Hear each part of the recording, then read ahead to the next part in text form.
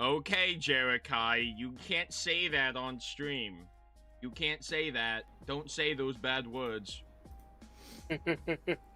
Why did I look at chat and see that alternatum said shut up? Scott Cawthon. Who's you? Remnant. Oh. Okay. Hello everyone in chat. Hello, hope you're all having a good day. Hello, local anxious potato. Hello. Doctor, I don't like how close I am to you on the screen. You need to be. We need to be within hand-holding distance. I get lonely. Oh, I need to change my hang on, I need to change my microphone because it's okay. There we go. Now it's actually gonna pick up my voice and not my fan in my room. Hello everybody. We have Alternatum here. We have a Jerikai Games here. Unfortunately. Hi, chat. I know, been a while since I've streamed. You've all missed me very much. I'm here. I'm very busy. You will die! Anyway. Yeah, I have my face cam today on too, because I thought it'd be more beneficial for what we're going to do. As the title suggests. Hey, shut up. Didn't say anything, but I could hear. All I'm gonna say is that Doctor is gonna get absolutely obliterated by Nate and I, because me and Nate have mixed opinions, and Doctor has really opinions, like the Fnaf law being better than Puppy Playtime's law. That's just you're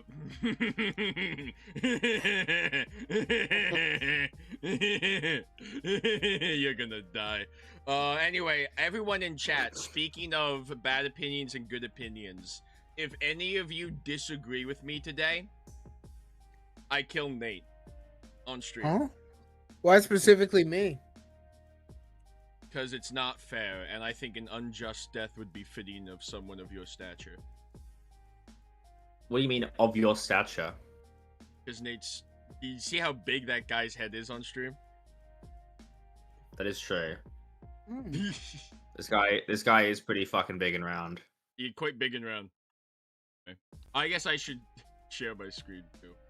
I didn't realize it. I was gonna say, please tell me we are not looking at a fucking tier list for your stream. But I have to remember what. Bro's already ranked the games. Wait, you're right. This is from the last time I think I did like a tier list a while ago. I had to do it with other people. I'm assuming that that looked to me dead ass like a lore tier list, because if that's your actual game tier list, this is gonna be a very interesting video. No. Where's the reset button? Okay, there we go. Okay, so for clarification before we start, are we ranking, like, is there any specific way we're ranking this, or are we just like ranking everything based on like? For starters, I think we're gonna get rid of E tier, because whoever puts anything in E tier. It's just F plus. It's just F plus. Whoa! What? Guys, do you want to know something interesting? In Australia, we don't have an F grade. It goes to E. It goes A to E. Was it just me, or did Nate sound like a robot for a minute? I mean, he is a robot. He's an AI. Okay, that's true. An AI, yeah, it was never real. First, we have to decide the names of the tiers. What do we want to call S tier? We have to do this. Fantastic, clearly. I'll kill you. Wait a minute. No, that's not good. Wait, no, we gotta put fast tastic at the bottom, because that's. Well, why would we want F to be fantastic? Because Freddy Fazbear's F tier. Look, guys, if we were ranking the entirety of Five Nights at Freddy's, yeah, you can go D tier. There you go. I don't know about this one. First hot take of the day, but yeah, okay. Jerikai, give me a better answer for S tier. Wait, what are we doing? How are we doing this? We have to change the name of each tier. Can't just do S.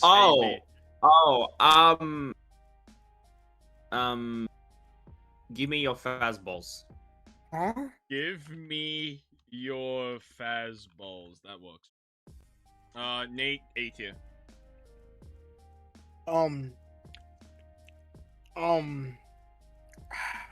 Doc, how dare you post at 3 a.m.? It's 4:09 where I live. Let me think. Hello, Dr. Hart. Bro, Hello, too long. potato. I have F2 F, bro. Yeah, can you see the brain cells that alternatum's working with here? Bro's trying to I gotta find make his... sure it's perfect. Bro's I trying to gotta make find sure his... What's your Okay. answer, JK?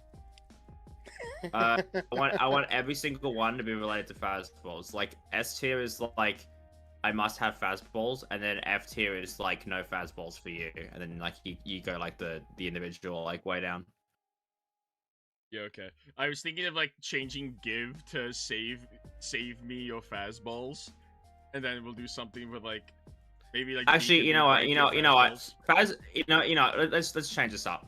Make fastballs F tier. Let's just fastballs like balls in capital. Okay. Oh, And okay. then S tier is actually good. Actually, good fastballs. Yes. Wait, no, that should be No. A tier. Incredible fastballs. Yeah, actually good Superb fastballs. fastballs.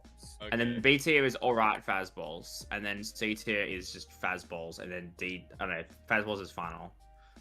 Sorry, what was B tier again? Alright fastballs. Right, fastball. C tier is mid fastballs. D tier is trash fastballs, and then F is just fastballs. You know what? This works. This is the fastballs tier list. Is it just me or is like people's? Give me a minute. Hold on. Well, that was What weird. is this guy talking? What is this guy Okay. talking about? But my audio cut out. Might just be headset. Chat real quick. Yeah, I hope everyone's having a good day too. Thank you for everyone who's checking in, except Alternatum. Care about that. Yeah, fuck that guy. Anyway, Never checked in. now that we've done the important part of the tier list, obviously, I'm just gonna put it in mid, so it's on the list for now. It can either go up or down. How we're gonna go about this, for example, is let's just say Nate says give like Fnaf 1's in give me your fastballs, but then I say it's in fastballs, and then like Jerikai says, let's say Jerikai agrees with me because Jerikai has based opinions till he disagrees with me. It would we're gonna go by like a law of averages. So since we'd be on like opposite sides of the tier list, this would be bumped up to like trash fastballs because Nate's higher on like on the tier list. So you know, would be another example. Good. Another example again. Let's say I say it is in trash fastballs. Jerikai says it's in all right. We're gonna disclude the alternatum for now. Mid fastballs because that's like the law of average. Yeah, Nate, your opinion is duly noted. We're not. It's not affecting the tier list. It's not affecting the tier list. You're here for show. Your big head's on display. But anyway, into mid fastballs for now, and it can go up or down.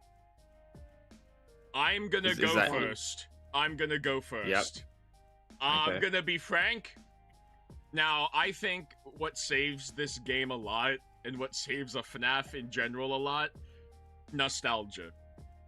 This game is carried by nostalgia, in my opinion. Now, for the time, 2014, when this game came out, yeah, it was very new. It did something very different, and it was the first of its genre, let's say, or at the very least, it popped off. But I think there are games in the franchise that actually do what this game does better. And I'm gonna be frank, because when I take into account, like, ranking video games, I think of replayability. I think replayability is very, important, of course. And I also think of, like, how well the gameplay holds up to this day. I do think, although, like, 2014 really wasn't that long ago, 10 years, or less. 12 years ago, buddy. Oh yeah, 12 years. I still think that this game is a little dated. Not that it's like visually a bad game or whatever, but for what it is, again, I think there are games in the franchise that do what FNAF 1 does, just better. And also, there really isn't a lot of story elements. I will say, like, what I'm taking into account personally, replayability, the story, and maybe we'll also say, like, the impact it had on the franchise. Granted, to be fair, this was the first game, so it kicked everything off. I don't even think it's that scary. Again, I think there's better games in the franchise that do what this game does, just significantly better. So, unironically, I would probably keep it in mid-fastballs. Who's going next? Jerikai, you better agree with me. Okay. I am going to go through this methodically, because I have a lot of opinions on FNAF 1, in the sense that it is aesthetically my favorite FNAF game. I think in terms of atmosphere, in terms of animatronic design, in terms of sound design, in terms of actually trying to set it in a realistic setting, it did a phenomenal job. I would say that it does that, like, almost perfectly. They actually cooked with this one. It was the reason the game did so well. What made FNAF scary in the original days? The jump scares were like whatever. Like, the jump scares are the jump scares. I mean, to be fair, Golden Freddy was the freakiest fucking thing on the planet back in the day. And like, this is coming from someone who played the game like 2 days after it actually came out back in the day. Yes, I'm old. You can spam your comments in the chat. He is old. True story. At the time, this game is incredibly dated. Like, I'm gonna be so for real. This game is incredibly dated, and a lot of the reason that I personally don't enjoy playing this game, it is nostalgia that brings me back, and also money. But it is like also, it's just, once you understand how every tiny little thing works, it gets incredibly boring, man. It is so boring, dude. And like, the 9-minute nights, and the 9-minute nights make this game completely unbearable. I mean, to be fair, I did do 6-hour mode, which is another level of hell, but, you know, like, at least, like, 9 minutes is still pretty terrible. I think in terms of the story, I actually like that there isn't as much story. I like the nature of this one. I mean, obviously, it was the first game in the series. It wasn't meant to blow up the way it did. Like, it was not a... You know, it obviously it was the first in the franchise. It was like, it had a very basic story. It wasn't the most fleshed out, but I liked that not flesh outness, because it made that's why theorizing became a thing, because the story was so open-ended and there was so many places it could go. So it was really good. Like I said, the animatronic design is incredible. I think the FNAF 1 animatronics have my favorite design out of any of the characters. Just without a doubt, I don't think any of them come close. However, I feel like this is a game where the actual, like, everything around the game, the visuals, the sound design, the design of the characters, even to an extent the mechanics are really innovative and really, really cool. And it does a really good job in a realistic setting and all that sort of stuff. It's just fucking boring. And it's like, I have to, like, okay, are we ranking these based off, like, our current opinions on the game with our experience in the games? Or current opinions. Or are we taking into account the first experience, like the first time playing it? Because if we're counting the first... Go ahead. You go. I was going to say, so... I will speak! I'm thinking more of like an overall sense, so you can take into account what like your first experience was. I personally, I'm thinking of a standpoint more like, if I sit down to play the game right now, what kind of experience am I gonna have? And I kind of already know, kind of what you said, the game's just boring. This is a game. Yeah. And this is what I was talking about with like replayability. This is a game, you are correct. Yes, this is a game. But no, like where the gameplay loop is very like, you experience it once, preferably when it came out, and that's when it's most effective. There's another game on this tier list that is somehow even more linear than Five Nights at Freddy's, the first one. But we'll get to that later. I will say, in terms of replayability, it's something that I this is my hot opinion on the games, and I'm gonna float it at the chat. I hear all the time, and I've been guilty of saying this myself to like make points in videos, and this is like old me. This is new me. I've developed a new being. Like I'm able to tell you guys this. One of the biggest things a lot of people talk about with the FNAF games is how replayable the FNAF games are. I'm gonna be so fucking for real.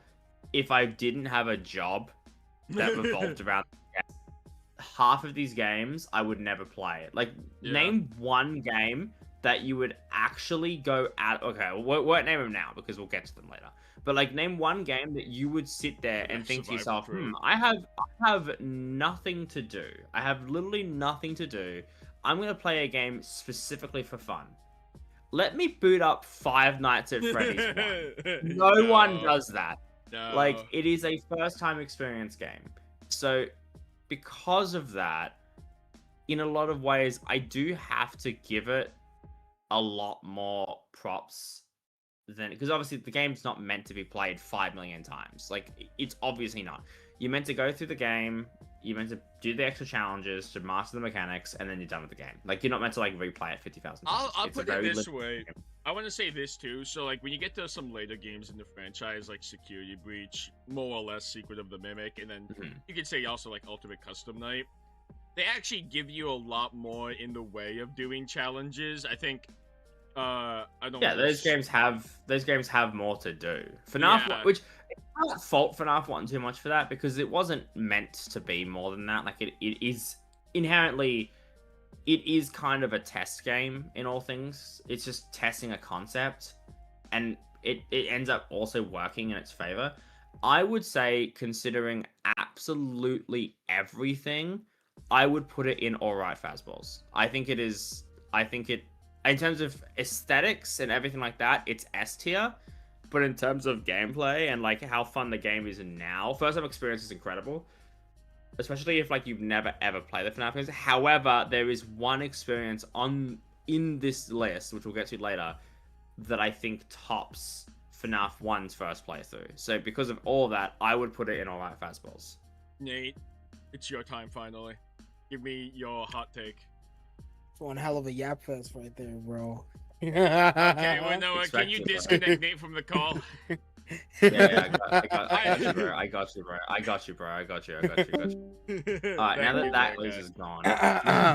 Okay, I would put it, honestly, either mid fastballs or at the very most, alright fastballs.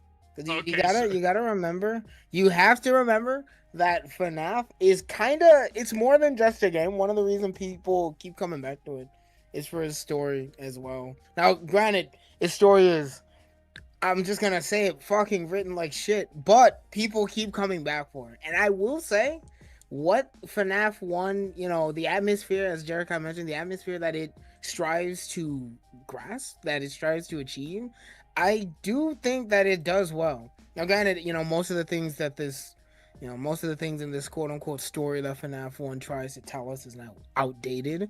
But I will say that the atmosphere is good. I mean, like, the controls is pretty sluggish compared to future FNAF games, in all honesty. But it's not bad, per se. I'd say it's more so just kind of lame. If you don't know everything about the game, it can be pretty okay. It can be pretty enjoyable. Yeah. But, you know, since all of us kind of have this game as our jobs, it's kind of like I sit there and it's like night 1, I don't move anything until 3 a.m. close my door. Like, it's just like, I know that works, so I'm not gonna fucking do anything. Okay, here's a little anecdote. A while ago, I was recording like stock footage for a video, and I had to play FNAF 1 for stock footage. And a lot of the time, it was actually just me sitting there with OBS open, recording the gameplay while I was on my phone. Because at some point, when you played the game enough, especially multiple times, it's so easy to counteract like the animatronics. It's not scary. It just isn't. You don't even scary. need the camera, low key, bro. Yeah. Like you can. I did do a challenge where you don't use the camera. It is exactly like, bro. You literally like if you if you're just like a casual FNAF fan, you go and you hop in, play a little bit, I can see you getting the heebie-jeebies from this game. Its atmosphere, pretty solid. I will say, one thing I will give FNAF 1, it has some of the best jump scares in the series. Like, if you actually were to go in and look at FNAF 1's jump scares, they are better than FNAF 2's. They are better than Springtraps. They are better than not FNAF. FNAF 4 is no, not FNAF 4. I don't know. I'd say it's debatable FNAF 4. Sister Location mid. FNAF 6 a train wreck. I think FNAF 1 has some. Sister Location has a good jump. It has some okay jump scares, but like the amount of animation and just detail in FNAF 1's like Freddy going into your office and his eyes like turning black, having a little bit of like, I think FNAF 1. Okay, I think FNAF 1 Freddy is probably the best jump scare. On God. Like, okay, I will say, take into account the power outage thing and like Freddy standing there in the dark. That was pretty menacing. I can't lie. He was horrifying. The first time, it's amazing. Now I want to mention this too because I did see a little hilarious comment, Mr. Alternate, about Golden Freddy PNG jump scare. I will say the first time that jump scare is extremely effective if you have no idea what the fuck's going on. True. You're just confused. If you log into this game with no idea what's gonna happen, and then you get that Easter egg, and then you get that jump scare, it's horrifying. And the game crashes afterwards. it's freaky. It's actually fucking freaky. And that's what got me into these games in the first place. That's the thing, though. But when you understand everything, like this is the problem with FNAF. FNAF is a series that is built on you not knowing what's going on. The second you know what's going on, the game loses all of its impact. Yeah, that's again like this is a very like first experience franchise overall, but this game in particular. Yes. The first experience, it's gonna be great, but it does diminish with like future titles. I recently did a video where I was like critiquing Poppy Playtime because at the end of the day, a lot of the stuff in Poppy Playtime is scripted events. FNAF is not necessarily scripted events. But the way it does play, like the flow of the game, as it were, it is like, again, you get used to it. You get used to the behavior. You do not. Okay, I would say in a lot of ways, it's also like you play especially with the first couple of games, you play the game the exact same fucking way the entire way through. Yeah. Like there's no it's scripted in the sense of like if you know exactly what to do, it is literally just muscle memory. Yeah, which is hilarious considering the next game we're about to talk about. Well, I will give it not to compare the two, but why I slightly give FNAF a few more points is that at the very least, the mechanics that you learn are a little bit more in variety. Let's say, not by much, but was there anything else to say about? So Nate, all right fastballs or mid fastballs? I would say mid, honestly. I mean, like, it's just kind of, it's just middle of the road. It's not like, not anything too special. I don't think it was trying to be anything too special. Scott was like about to explode when he first put it out. So like, I think it's just kind of mid. Moving on to FNAF 2, I'm surprised. It's shit. Can we shit. Okay. Well, I was about to say, it's the biggest piece of dog shit. I was gonna say, can we all shake hands? We all like agree pretty much on the first game. I thought we were gonna have a lot more conflicting opinions. Then Nate comes over here. He's like, "Oh, FNAF 2 sucks ass." Die! It's the biggest piece of dog shit. It's the biggest piece. It's the biggest piece of dog shit. I'm sorry. Okay, let me start with FNAF 2 because I have the most history. I actually have the most viewed video on reviewing FNAF 2. So I can go on my opinion here. In terms of, okay, like I said, this game does pretty good with like character design and even atmosphere. It does a really good job of atmosphere. Now, granted, there's one exception. I think the alarm bell gets very annoying by the end of the night, but it does a really good job setting the tone and the theme of the game. One thing about this game that makes me want to fucking throw my hair out is, in terms of a first-time experience, right? one reason FNAF 1 does have at least a semblance of replayability is the fact that even though there's an optimal strategy, especially like in all these games, there's always an optimal strategy. FNAF 1 gives you the option to play the game kind of however you want. There is the option, if you want to just camp fucking Foxy's camera, you can. If you want to camp Freddy's camera, you can. If you want to fucking keep track of every individual animatronic, you can. FNAF 2 is the only game on the list, besides like FNAF 4, where it actively forces you to play in a specific way. And the problem is, FNAF 4, the reason it works in FNAF 4, not FNAF 2, is that FNAF 4, the whole game is built around the way you play the game. Like, you have to go to every single location, you have to do every single one of the mechanics. FNAF 2 has, like, 15 cameras, and you use one of them. The cameras are completely redundant. Yeah. And on top of that, you have an animatronic that actively forces you to not be on the camera in Foxy. The gameplay loop of FNAF 2 is quite possibly the most redundant, repetitive, muscle memory bullshit I've ever experienced in any of the games. And it is so fucking boring. There's no... And the problem is like, the jump scares aren't even good for the sheer fact that you know when they're coming. Because it's like, oh, I didn't put the mask on fast enough. I'm getting jump scared. And then you get pissed off if you do get jump scared because you fucked up. It's not like a, oh, like this was... I'm super scared. It's fuck. This is stupid. Fuck this game. Like it's not a it does worse in horror because of its loop. Not to mention the whole like. I mean, okay, I do agree with the fact that like not every single animatronic should have the exact like should have like different mechanics because that makes the game extremely overwhelming. But fuck me, it is not interesting to like have the same like. Oh my god, the withered animatronics are coming. Oh wait, I just put the mask on. Yeah. Like, it's so... And the music box is fucking awful, and it's just... I don't know, like the only thing that keeps this game from being complete fazballs for me is it has probably some of the best story in terms of, like, the death minigames are really cool. Like, the Easter eggs are pretty cool in this game. The lore kicked up in this one. Yeah, it brought the game to a new height in terms of lore.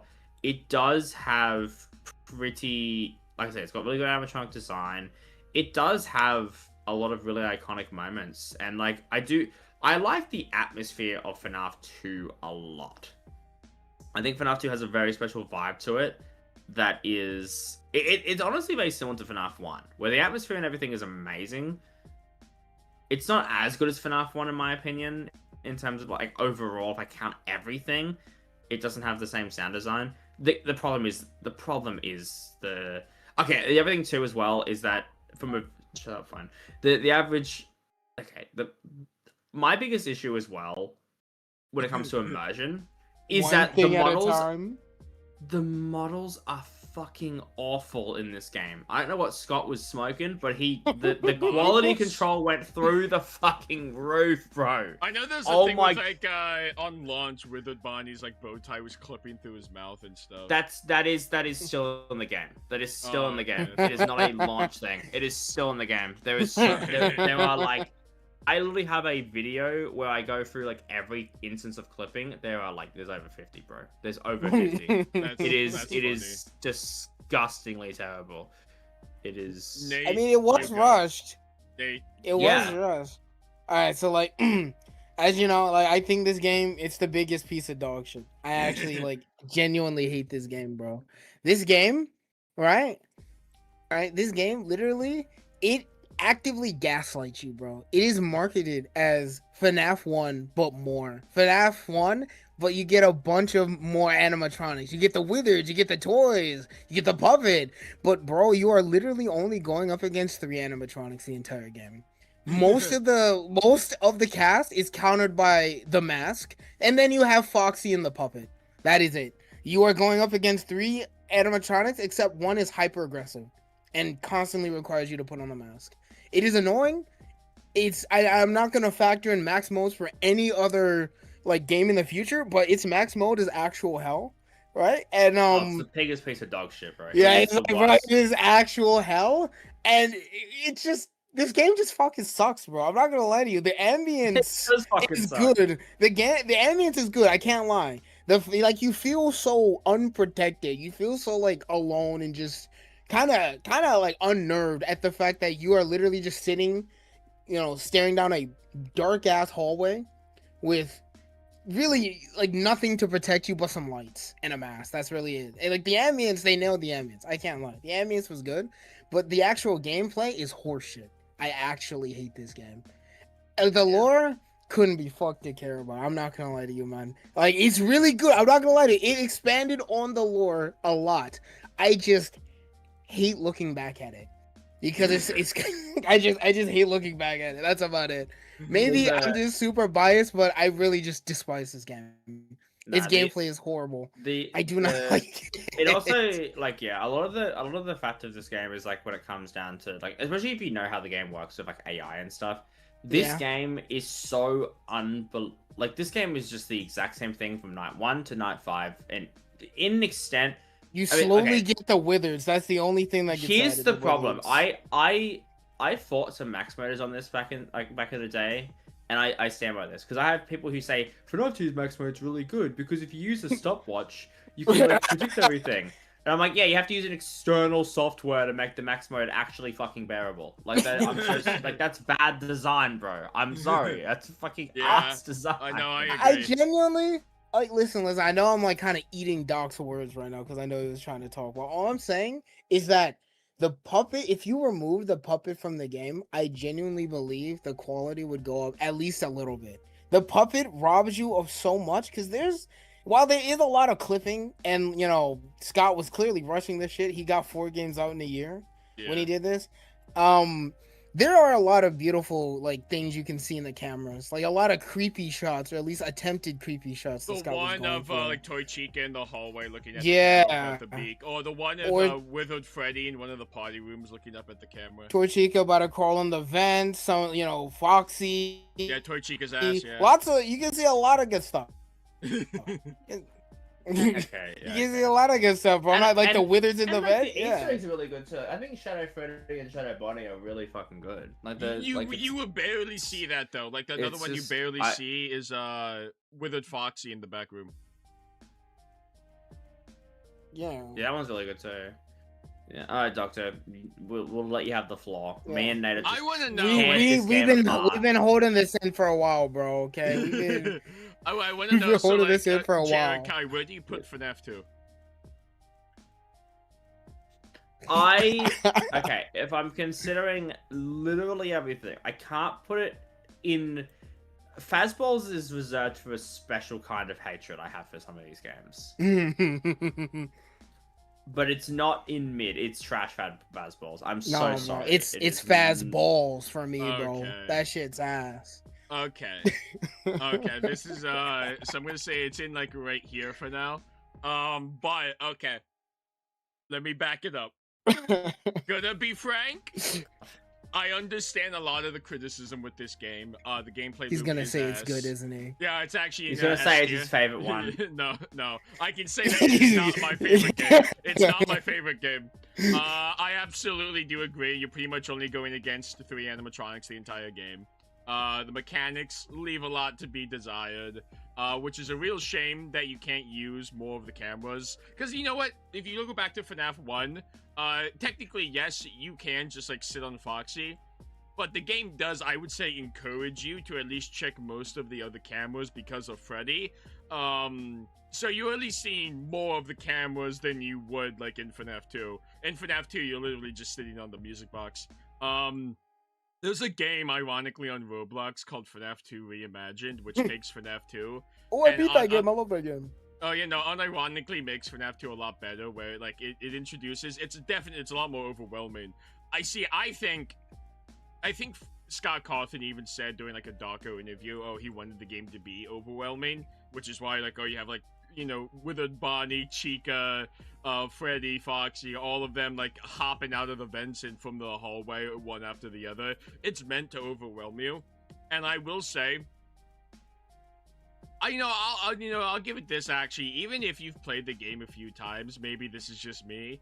Like going out of the camera than seeing like an animatronic right in front of you in your office. It can be pretty startling, I think, just like naturally. Yeah, I feel that. Like, so like the game's horror is not as like creepy as FNAF 1's were, especially since you're not seeing a lot of the creepy renders that are in the game. But I think with what it intends to do, that being overwhelm you, which again I think that was Scott's intention with this, it does, I think, do that, even if the mechanic is not like very good. Okay. Go ahead. I want to It's make the a comment biggest on this piece of because dog shit. I want to make a comment on that because I actually think that on that point, I actually think that this game is not overwhelming. Can I be so for real in saying I think out of all the games, this is the only one where I never lose track of anything. Because it's literally just the same bullshit every time. Like, okay, it would be overwhelming if they added one more mechanic. Yeah. That's what we had the toxic mechanic for, bro. Yes, that would have been fucking like you could have I'm so fucking sorry, but it's like the only time it's overwhelming is the max mode. Like when Toy Bonnie's breaking into your office for 10 seconds. Yeah, that's when it's overwhelming because it's just like, oh my fucking It's god. dog shit. Yeah, it's terrible. I'm so sorry. It's oh my god. Nah, You make don't apologize, bro. You make a very, very good fucking point for fastballs though. Jesus Christ.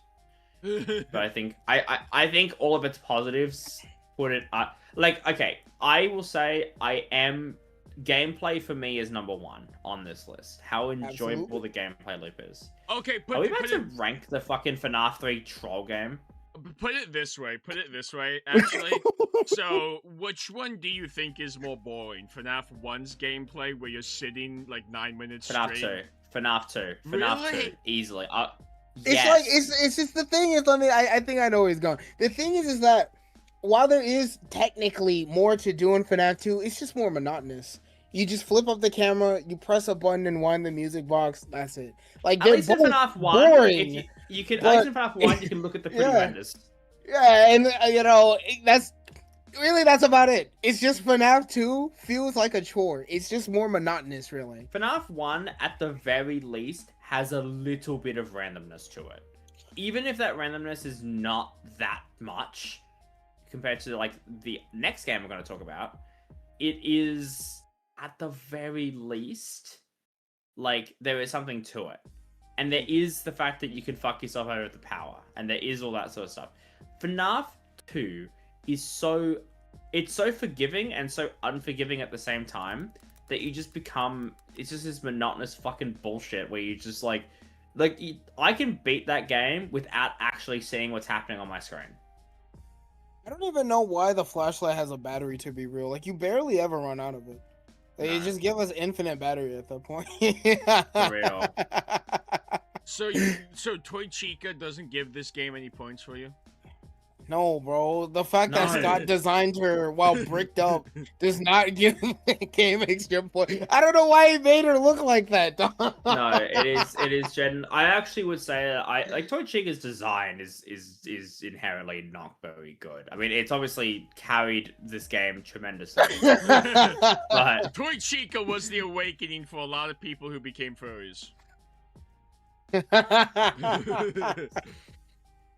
You know what? I'll agree and say trash fastballs. I don't have that big of an opinion on FNAF 2. Wow. Can we all shake hands again? Yeah. Are we seriously ranking the troll game, bro? We could put that in fastballs. I've never played it, so I've got no idea. FNAF 3? I know Jericho is gonna go on for like 10 years, bro. Let me go first. I'll let you guys go first. Let me go first. Music box the game. Thank you. You're so right, Starfish. I guess if I had to be, I'll tell you where I would put FNAF 2 because I realized I didn't say that. I would probably put it in mid fastballs. The gameplay, I can agree. My headset. My headset keeps disconnecting. Bro's too nice. He's giving that game way too much credit. His headphones went what? Yeah, my headsets don't like this game. I can't blame him. the story carries FNAF 2 for me, and I think this very much depends on what you believe FNAF 2 is about. there was a really good video, I believe, by Sire Squawks, which gives a very interesting perspective on FNAF 2 and its story, and it's kind of like what I mainly believe the game to be about.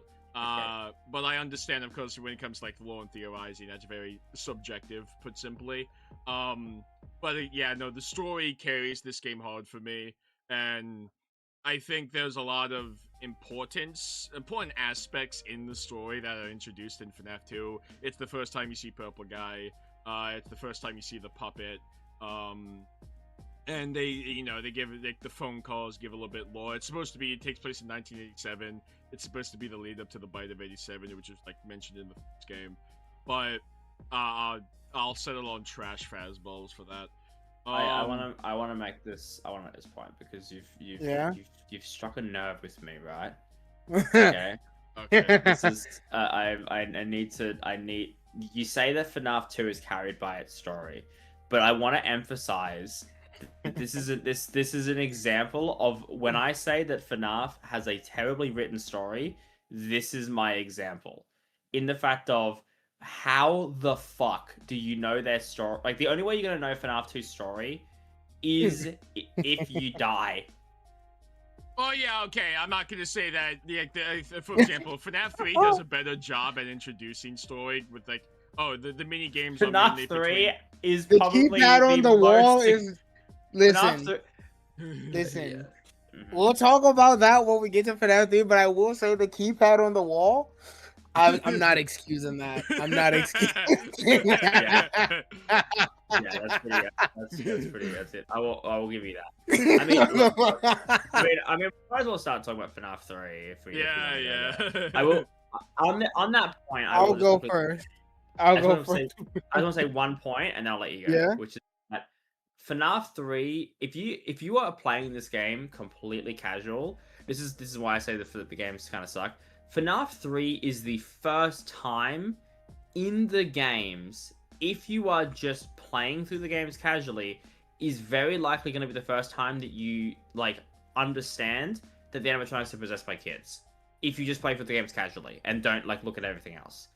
Like, you don't find the Easter eggs, nothing like that. If you just play through the games casually, FNAF 3 is the first time that you will make that connection. That's true. Sure, yeah. Anyway, Nate, go ahead. Okay. So, I actually, if funny thing, if I didn't make a video about this game when I first became like a YouTuber, I actually probably wouldn't be a FNAF tuber. I would put this in actually good fastballs. This game, I wouldn't, it's not like cream of the crop for me. I wouldn't say like, give me your fastballs, but it's actually really good. I would say like this game out of FNAF 1 and 2, even with all these years later, unless you're like an uber sweat, this game is still the only game that forces you to look at the cameras.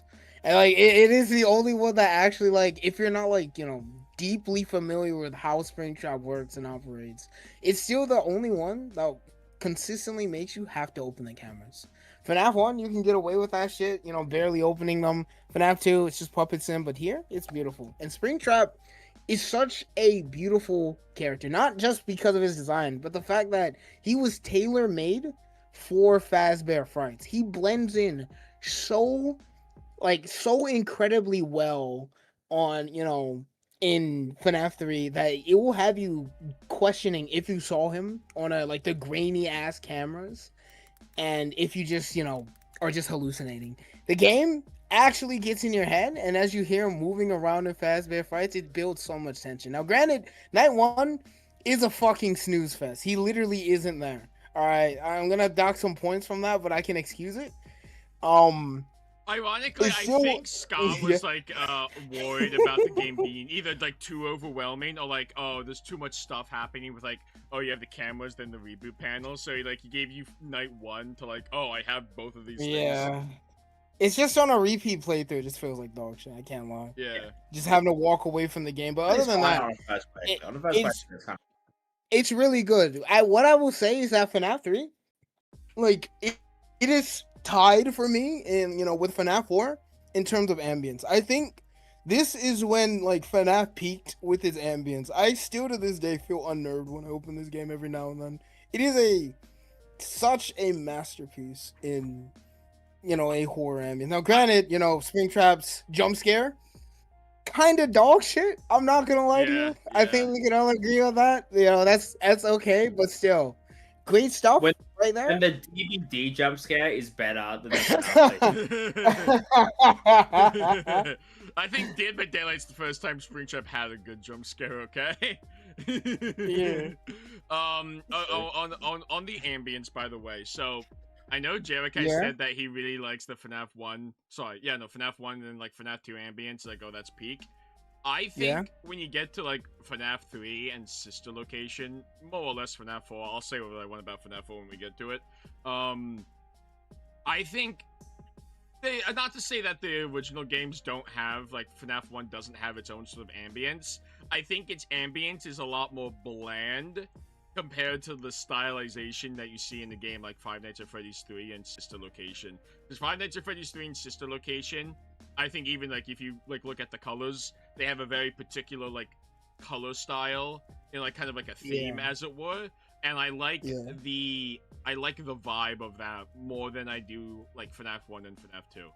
Like, FNAF 2 and FNAF 1 and FNAF 2 are very samey in terms of their aesthetic. FNAF 3 and Sister Location have a very particular aesthetic. Have their own style to them. Yeah. I want to say, there's a lot I could say about FNAF 3. I'll try to hit the cliff notes. I think, unironically, now I know the Phantoms look like they were dunked in Nate's, like, toilet water, but... They're watermelons. Yeah, yeah, like, but Springtrap, what a design, dude. Like, actually... And then he butchered it with Scraptrap? Yeah, but that's like FNAF 6's fault, but we'll get there. But, that's also the thing, though. It's like, when you think of Five Nights at Freddy's, the face of the franchise is usually Freddy Fazbear. But if you think of, like, the second face, I think it would be Springtrap. Like, Springtrap is just so, like, iconic, and obviously... He's that guy. Yeah, he's that guy. He's the main villain of the franchise. Okay, I mean, there's a reason why, when they were doing the DVD chapter, they originally were going to do the Mimic, and then they realized, we need to do Springtrap. Oh, yeah, we want to make money. Let's add Springtrap. There's like, again, this guy is just so iconic, and the fact that it's a one-on-one experience, you know, barring, like, oh, is the player Michael Afton, is the player your grandma, whatever. It's a one-on-one experience between you and the guy that pretty much started it all, again, like, from a narrative perspective. Like, it's this guy, this is a one-on-one personal experience between you and the killer. And he's the only he's the only animatronic that can kill you in the game, of course. The Phantoms are just, like, insects that you swat away, like Nate. And also, I'm trying to think of what else. The fact that he's an actual person in a suit also makes him more I was actually going to say that too. I think the concept he's more intelligent. The concept of Springtrap is, it's like an Iron Maiden. That's how I describe it. Like, oh, it's a animatronic that a person would put on. It's a Springlock suit, of course, but it's an animatronic that a person would put on, and then, oh, you know, the Springlocks go off, they impale you, and, you know, they rip you apart, and you're trapped inside. It's a very, like, gruesome... That is a very good example of, like, a law aspect of it, too. Like, the fact that, like, that shit was introduced into this game. Like, the Springlock stuff and all that idea. But, again, like, from, like, even, like, just, like, again, like, I think it also even plays into, like, the design of it, because, you know, you can see, like, the blood and guts, despite it not very... I know it's, like, one of those things where you're not supposed to, like, look in depth at the bottom. Yeah, I mean, okay, the one thing about okay, this is something that I have... I mean, I think Nate actually agrees with me on this. That the DVD design is so much better, and 95% of that is the fact that the body inside actually looks like a body. Yeah. The actual corpse of the FNAF 3 model, I mean, it's not as bad as Scraptrap, but it's so... No, it looks funny, though. It's one of those things where you're not supposed to see this. You're not supposed to see it that much because it's obscure. No, I understand that. Well, okay, say you're not supposed to see it, but there's literally a shot of him taking off his face. Yeah. You see the head, but you don't see, like, him standing with. No, I know what you're saying. No, I'm mainly talking about the head. The head looks fucking weird terrible. Fucking ankle guts, bro. Yeah. The ankle guts are funny. Why are they there? He got disemboweled. When they fell out. Intestines fell out and wrapped around his fucking feet. Yeah. They gotta keep his ankles warm, bro. he Okay, wanted to be fancy. All right, I'll gonna jump in on this because I am gonna talk about part of this. This game for me is very good. It's my favorite out of the Scott Cawthon games, like out of the original 7. That's yes. respectable. Out of FNAF 1 to UCN, it is easily my favorite. And the reason for that is a lot of people will say that this is why the game sucks, which is kind of hilarious. This is the only game where there is no specific set thing that will happen. It is extremely random.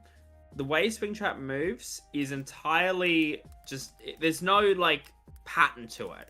It's very, very random. It's like playing chess, honestly. It's a back and forth. This is the one game that understanding how the game actually works, it's the only game that makes it more fun. This game is incredibly boring if you don't know what to do, because you just sit there and kind of go oh, he's sitting in this camera, and then he's not in the camera anymore, and I guess he's here now. Okay, cool. But if you actually understand how the game works, and you actually interact with the mechanics, it is the most interactive, most fun. You use everything in the game at your disposal. There's so much that you can do, and you are able to use everything. There's so many ways you can play this game. There's so many ways you have to... this is the one game where, there isn't a one strategy fits all. There's an optimal strategy, for sure. But even then, you can play around with it, and sometimes you have to play around it, because Springtrap can just ignore the audio lure. It's a thing that can happen. Which is obviously a reason people don't like this game, because it's oh, there's no... I can't force Springtrap to just do one thing the whole time. That's what makes... this is a horror game. Springtrap's not meant to listen to you 24/7. That's what makes him more threatening than the others. He's not predictable. He's completely unpredictable. And so it works very, very well, in my opinion, that way. And then obviously the lore. I think this game does the best with lore out of the originals, if I'm being so for real. I think it does a great job. Actually, it is one of the few games with multiple endings as well. That is true. FNAF. Okay. Introduced it. FNAF 3's good ending is so good, except for the fucking keypad. That is the dumbest shit on the planet. That is pretty fucking stupid. There's one thing I'll add that you made me remember. This is the only FNAF game, to my knowledge, where you actually have to study the map because the fucking vent systems. Yeah, that's true. Yeah, this is the only one, because while you could literally play Springtrap across the map from you, but he would literally technically be right next to you because he could just take the vent. And if you're unaware of that, you get screwed. So this is actually the only game where the map, learning it, studying it is actually important. Yeah. I also want to. Sorry, I want to get this point on my head, because you said it before, ages ago, and I just remembered it. The atmosphere, right? My opinion on this atmosphere. I think the atmosphere is... I think the atmosphere of all the games is good, especially the OG games. I don't think there's a single game where the atmosphere... I don't think there's a single game on this list where the atmosphere is not good. Not 6. Yeah, it has its It doesn't have an atmosphere. It doesn't have an atmosphere. No, but that's also okay. My thing when it comes to it with these games, and the way that I find these games scarier, the reason I prefer the first I would say overall I actually prefer FNAF. I prefer FNAF 2's if we're not counting the fucking blaring alarm, but if we are counting the blaring alarm, which we kind of have to because it's the base mechanic of the game, FNAF 3 does a better job in that department. Having the alarm that goes off, FNAF 2 does a much better job with that. FNAF 1 is my favorite in the sense that I actually think less is more, especially with these franchises. I don't like the idea of having this kind of loud, super loud droning. It kind of makes it a little bit more I don't know, you feel I guess you get more immersed or whatever it is, but I get very immersed in FNAF 1. The realism of it is very creepy. And playing these games, like I've played all these games in like a 6-hour mode where like it takes forever, and like especially I've done these games also at like I've done actual shifts for like videos before, like where I like woke up at 12 a.m. and then finished at 6 a.m. FNAF 1 was the only one that actually freaked me out. FNAF 3 was just like, I could fall asleep listening to FNAF 3's ambience. I'm gonna be so fucking for real. It doesn't freak me out in the slightest anymore. But I will say, it does the best job at combining its ambience into a base mechanic. I know there's something in FNAF 1 where like there's a certain ambience that plays when animatronics at your door, or whatever it is. It's very, very subtle. But FNAF 3 actually has like this, like the that's like built into where Springtrap is on the camera, and it works very well. Except I wish it didn't cut off so abruptly sometimes, because it does kind of unimmerse you a little bit. But that's all I'm gonna say on the atmosphere. You can go, Doctor. I'm gonna shut the fuck up. This is your stream. So there's a lot. So you guys covered a lot of the points in terms of gameplay. I wanted to say I always knew, of course, like, oh yeah, Springtrap can go anywhere. He can ignore the law. And there's a lot of places for him to go. I've never really considered it in the sense of like, oh, you know, because that's, you know, a guy in a suit, of course. He's going to be a lot more unpredictable compared to like animatronics in the past. There was a fan game that came out that was, of course, like a remake of FNAF 1, and it let Freddy go anywhere on the map as opposed to having like a set layout. And I realize now that that's pretty much just like that. This is like that version of that, where Springtrap can go anywhere in the building, and he is like a lot more threatening because of it. Because again, I think one of you said like, oh, it's like a chess game between you and Springtrap, and again, I think that adds a layer of like, oh, this feels like a personal experience compared to the previous games. On the topic of the story, some might argue it, but I think even compared to something like Sister Location, this game has the most straightforward story, and I think that's because it was made with the original intent that it was going to be the last game in the franchise. You know, the first instance of the franchise ending, but obviously that didn't happen. I think there was something very sweet about like the, you know, like the happiest day ending, presumably being like the canon one.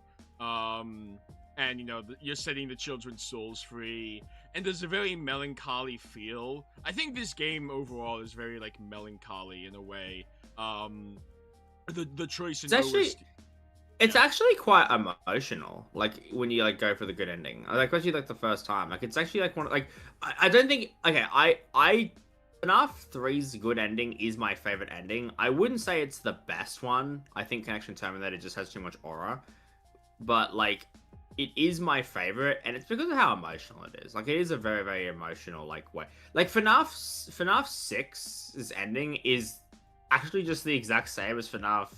Like, it's the same ending. It's the exact same ending. The same shit happens at the end. Yeah. Like the children's souls are free. That's the whole idea.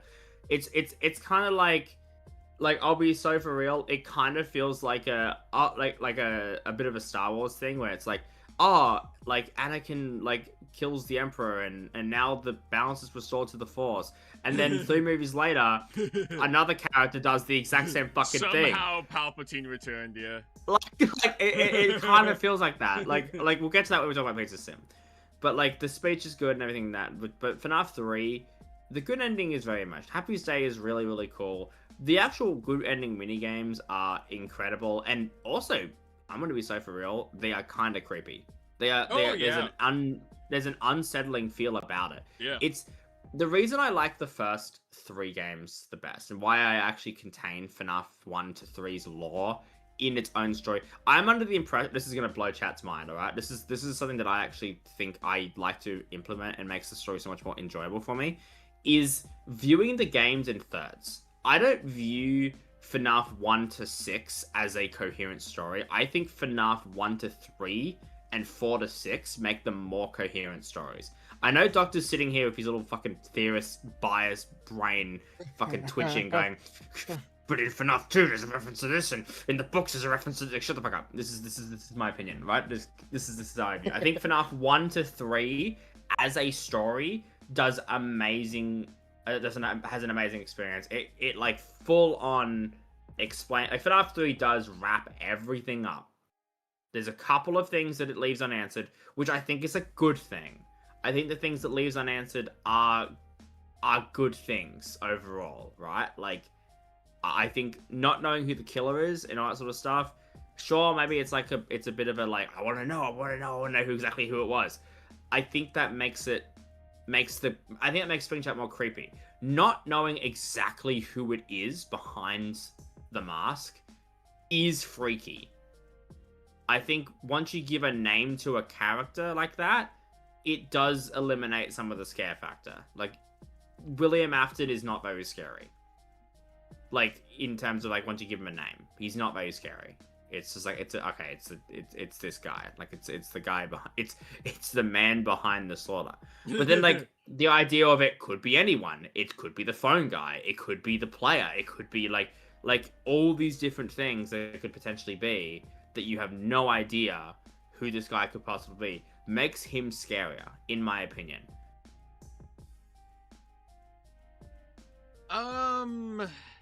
Okay, so there's a few things that I do remember something. So I wanted to say before, like, oh, Hello. Yeah. Okay, I wasn't sure if my headset was dying again. I wanted to mention this before. Now I forgot. Crap! What was I gonna say? It had something to do with who was like inside the suit, which we know William Afton, of course. It was me, Michael. I'm gonna say crap. Okay, I'm gonna go on to something else, and hopefully I remember what I was gonna say about Springtrap.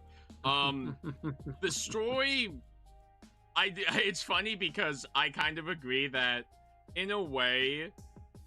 Oh, you know what? This is what I was gonna say. Thank you. I remembered it. I think, unfortunately, FNAF 3's importance is kind of diminished by the fact that the franchise continued. Not necessarily because, like, FNAF 4, but when you get to, like, sister location in FNAF 6. FNAF 6 is just, like, FNAF 3's ending, but I think a little bit less interpretive, let's say. It's a lot more of, like, it's a lot more straightforward in that, hey... It's straight to the fucking point. Yeah, it's like, you're burning all of these animatronics in this building. It's all burning down. Whereas, like, you know, with FNAF 3, you had, like, the very interpretive mini games that are like, oh, what is this? Because I guess there is something to be said about the fact that, and there's a lot of theories about it, like, what are these arcade game, you know, the Atari-style mini games that we saw in FNAF 2, but in FNAF 2, you kind of got away with saying, well, you know, it was a death mini game. It's like, it's simplistic, it's not reality. Whereas, with FNAF 3, you are directly playing mini games by, like, you know, like the wall tiles, clicking on a drawing, you know, clicking on, like, the cupcakes and the cameras, whatever. And there's a whole discussion to be had about, like, oh, what is, like, how literal do you take all of that, of course, because that's, like, very, in a way, meta fourth wall breaking. I don't necessarily, I think that actually adds to the game. I'm in the opinion that the fact that you have to click on wall tiles, and, you know, do some wild stuff to get those secret mini games, I think that actually adds to the experience. It does make the lore interesting. It makes it more fun to find, and it's like, it is kind of a weird thing. I both like and hate how the original games did their lore with, like, how cryptic it was, in the fact of, like, I like how cryptic it is for the sense of it means that you have to actually work to get the story. I just don't think the story is that worth going out of your way to, like, try and find by yourself. I mean, it is really cool. It's very creepy. It does a great job. I also kind of want to wrap up FNAF 3 because I just realized this will be like a fucking 10-hour recording otherwise. I'm gonna go through and just mention my ranking. I think gameplay is peak. I think there's a couple of issues, like the jump scare especially is horrendous. The night one lacks the replayability. I think this is the most replayable out of all the games, just because it has two endings. And also that, like, it does have, you know, the most interesting gameplay loop in my opinion. Max mode is kind of mid. I'm gonna be so for real. I think that it goes in actually good fastballs. Okay. Nate, where do you think it goes? I think it goes in. Yeah, actually, good fastballs. Okay. I'm fine with that. You know, I've actually kind of slept on this game a lot. Not because I always kind of held it in high regard, but I was mostly because of the story. In actual, like, I guess I'll give it to you guys. I've kind of, now that you've mentioned, like, the pros of the gameplay compared to, like, all the other ones here so far, yeah, I like, this game's a lot more, like, enjoyable than, I'd say, like, if you put, like, FNAF 1 and FNAF 3 in front of me, I'd probably pick FNAF 3. My finishing thoughts of it, I'm willing to say, I'm actually willing to agree, actually good fastballs. That's fine with me. The only thing I want to say left is that I disagree. I'm gonna disagree with Jerikai. I don't think the idea of like thinking in thirds, more power to you, I guess. But I think I think when the when the next game in the franchise is like literally directly referencing the previous game, because there's a lot of connections between FNAF 3 to 4. I think not viewing it as one complete story, I think you're missing a lot. I think it misses like a lot of the details or whatever. Okay, I want to emphasize this point because this is something that this is the reason why I do it, right? It's actually not FNAF 4 that makes me not include them in the franchise. It's that I think 4 to 6 does a really good job narratively because it like it directly references what's happening. And it also, in my opinion, it also justifies why Springtrap has a different design. Because it's like, it makes more sense than he burnt and then he got kind of fixed up. Because there's so much inconsistencies. Why does he grow back his ears? It makes no fucking sense. Unless it's just two different versions. But like, that's the thing. Is like, I think, I'm not saying that 4 to 6 means that in that version of the universe, 1 to 3 didn't happen. It's just a different variation of what happened. That's the only thing. Like, it still references. But it's not the exact same story. Because the main game that fucks Dislocation, I'm going to be so real, it's Dislocation that fucks with everything. And we'll get to that when we get to that. Yeah. Dislocation's the one that throws the story on a fucking loop. If it wasn't for Dislocation, you could just say 1 to 6 is like completely coherent. But like, Dislocation can't get the fuck out of here. We take Dislocation out, put FNAF World in its place. Yeah, well, FNAF, perfect story. I mean, FNAF World still makes more sense. Anyway, FNAF 4, holy fuck, this is gonna be an interesting I'm gonna shoot from the hip. You guys are gonna think I'm wild. I think it's a give me your fastballs. Yeah. Okay. So let me start off.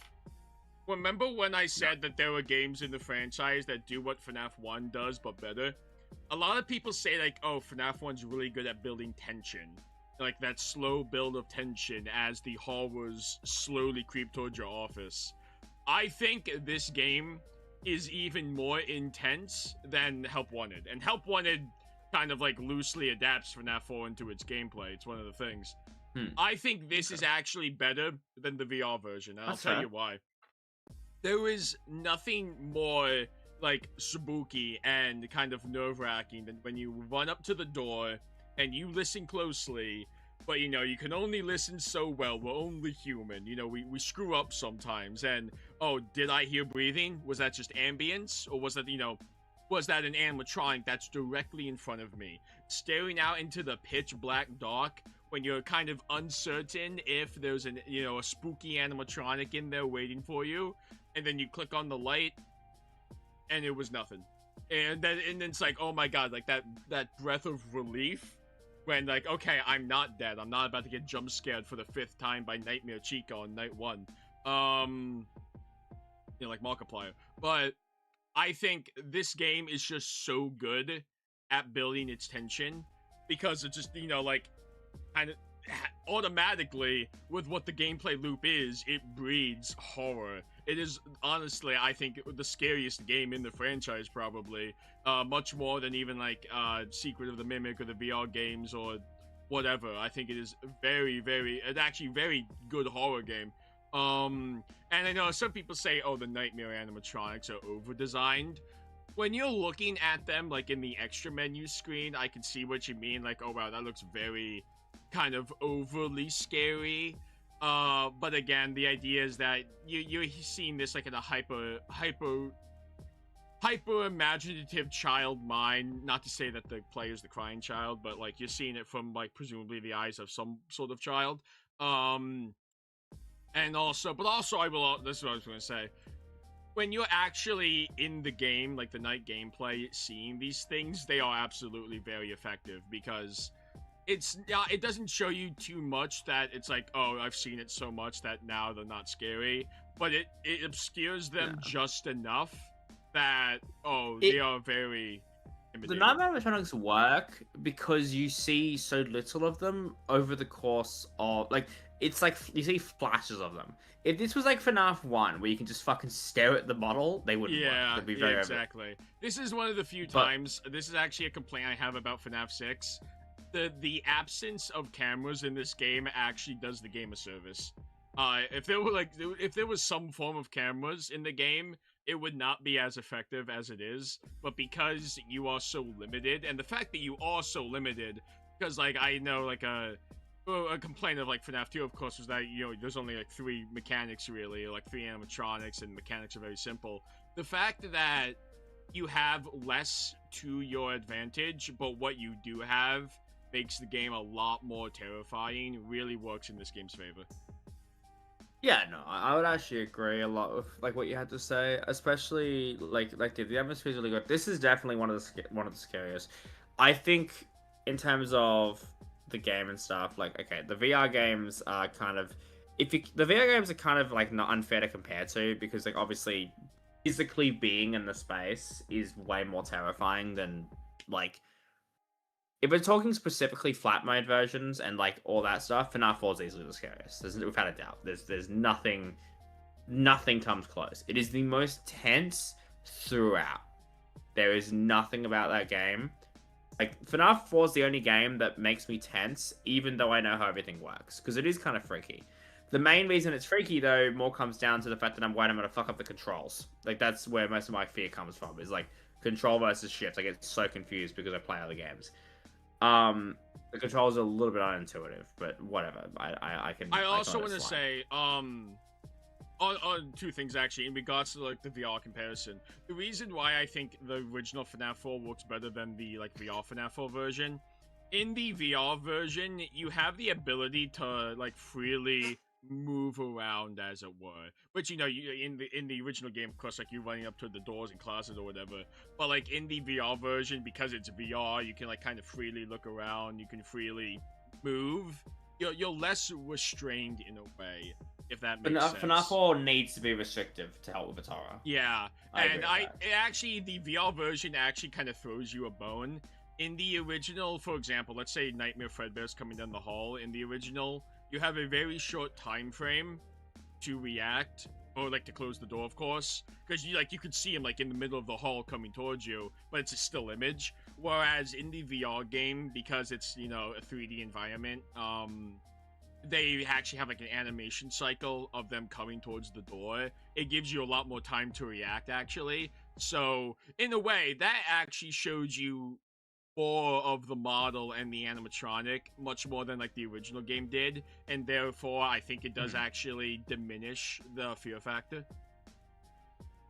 Yeah, I could definitely agree with that. In regards to the story, a tale as old as time. A lot of people say this is when the game went off the rails. Don't want to get too much into that. Dream theory. Die! It's not Dream Theory, but I think if you want to take the story in its simplest form, if you want to take FNAF 4 in its simplest form, oh no, is the Crying Child the dreamer, is Mike the dreamer, whatever, putting that aside, I think it is a very tragic story in its most basic form of this poor kid is abused, put simply, he's neglected, and he's tormented by his older brother. He's deathly terrified of these things, you know, the animatronics. And his only friend, as it were, his only reliance, his only comfort is a bear that talks to him. Whether or not the bear is real, whether or not it's like an imaginary friend, it's the only thing he has to comfort him. and eventually, when it's his birthday, his brother and his brother's friends, the real assholes, they drag the guy to the front stage, they kill him, and this poor kid, innocent, he's never done anything wrong, and he dies to the very thing that he's most afraid of. Not only that, he dies to the very thing that, that was sort of his friend in, like, cuter version, the bear. And then, he goes to the hospital, and then he flatlines, and then the brother, even says, yeah, because the great text in the final minigame scene or whatever, I'm sorry. He says, I'm sorry. He feels bad about what he did, but unfortunately, the kid still dies and he flatlines. It's very sad, and it is, like, emotional. I think, again, that's when you simplify FNAF 4 down to, like, the basic beats. There's a lot of stuff. But FNAF 4's minigames, like the in-night minigames, I will say, they're actually creepy. Like, they're actually scary. Like, they're actually, like, not... It's not like the other ones where it's like, they may... I think all of them are, like, kind of creepy. I think FNAF 4s are definitely, like, the creepiest because obviously there are jump scares in them and that sort of stuff. Like, there's all about this game that works really well. I would actually put it in actually good fastballs. I would actually put it below FNAF 3. And the reason I would say that is that it's kind of hard for me. It's very hard because I think there's a lot about FNAF 4 that I do like. Gameplay wise, I think it's really good. I do think this game has an issue in terms of, obviously, the reliance on sound makes this game really, really good. But it is probably the most, like, in terms of, like, having a game that's user-friendly across the board, I am so sorry, but the jump scare volume compared to the sound is actually kind of ridiculous. Like, in terms of, like, being fair to viewers. Like, having, like, in terms of, like, if you have bad hearing and you have to turn the game up really loud to be able to hear what's going on because the game's so quiet, you get so unbelievably blasted it can actually hurt your ears. It is kind of ridiculous. And, like, I can't, like, in terms of, like, the technical side of the game, I can't give it any points for that. Like, that's like accessibility is a real thing. Like, you have to consider that in these games. You can't, is the game able to be played by everyone and in a way that, like, not like, okay, obviously if you're blind, like, that you can't take it into consideration. FNAF 4 is the one game you can play blind, quite literally. But in terms of that, it doesn't really work for me. It does have a bit of it definitely has a massive replayability issue for me in terms of how scripted it is. I think there's a lot of good things it introduced, but my main thing is FNAF 4 was where I got taken out of the story, like, quite a bit. And I think a lot of that might have to do with the fact that what I think FNAF's story really benefited from focusing on was focusing on the tragedy of the kids and all that. While this game has an exception because at this point in the timeline, like, I'm assuming, like, this is like looking at the games as in, like, I have just looked at, like, I've played these games in order for the first time. You don't know that this is the child of the killer. This is where the story started focusing on the focus became the killer. And I'm going to be so for real. I actually think that's actually one of the worst parts of the story. I think the best parts of the story are looking at the tragedy of the kids and all that side of things. Focusing on the killer, and then obviously in the next games, like, describing who he is and his exact role in the company and everything like that, it becomes a little bit like, okay, it's cool we have the answer to this, but being the focus of the game, for me, brings me out of it. I'm not as interested in that, and I feel like that kind of diminishes the games and, like, the importance of, like, the kids and stuff. Because that's what I think makes the game, like, that's why I love the analog horror stuff, because most analog horror, like FNAF stuff, focuses on that. It focuses on, like, how fucked up it is to be in a situation with the kids. And it's what makes it kind of creepy when you don't really know who he is. Like, who is this guy? Like, you know, like, you don't know. And this game has some benefits because... Shut up, Nate. Because of the fact that it is like a kid going through tragedy. Like, that, it does have that benefit to it. This is the last game that kind of has that theme. And it, like... It just... This is where... Like, I do agree, this is where the story kind of falls off for me. I wanted to say... because you mentioned, like, oh, the game shift to a lot of focus on Afton and the Afton family. It does technically start with this game, but the fact that it does is kind of retroactive, because when the game came out, there were theories that, like, oh yeah, you're, like, the purple guy's son or whatever, but purple guy actually doesn't have a lot of a role to play in the story that's told in this game. This game has, like, this game, honestly... works so much better as a first-time experience than any of the other games, but I think this game suffers the most through understanding how everything works. Nate, there's a few other things I want to say, but Nate, go ahead. Okay, It's I would put this in actually good fastballs, like right behind FNAF 3, only because like this game unironically is probably like either top 3 or top 5 favorite FNAF games for me.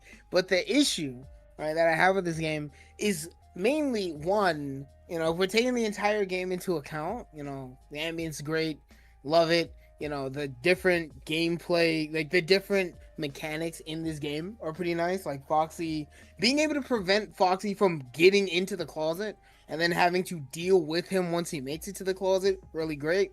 The Freddos on the bed, great concept. You know, listening in, you know, if you're not hard of hearing, is pretty fun.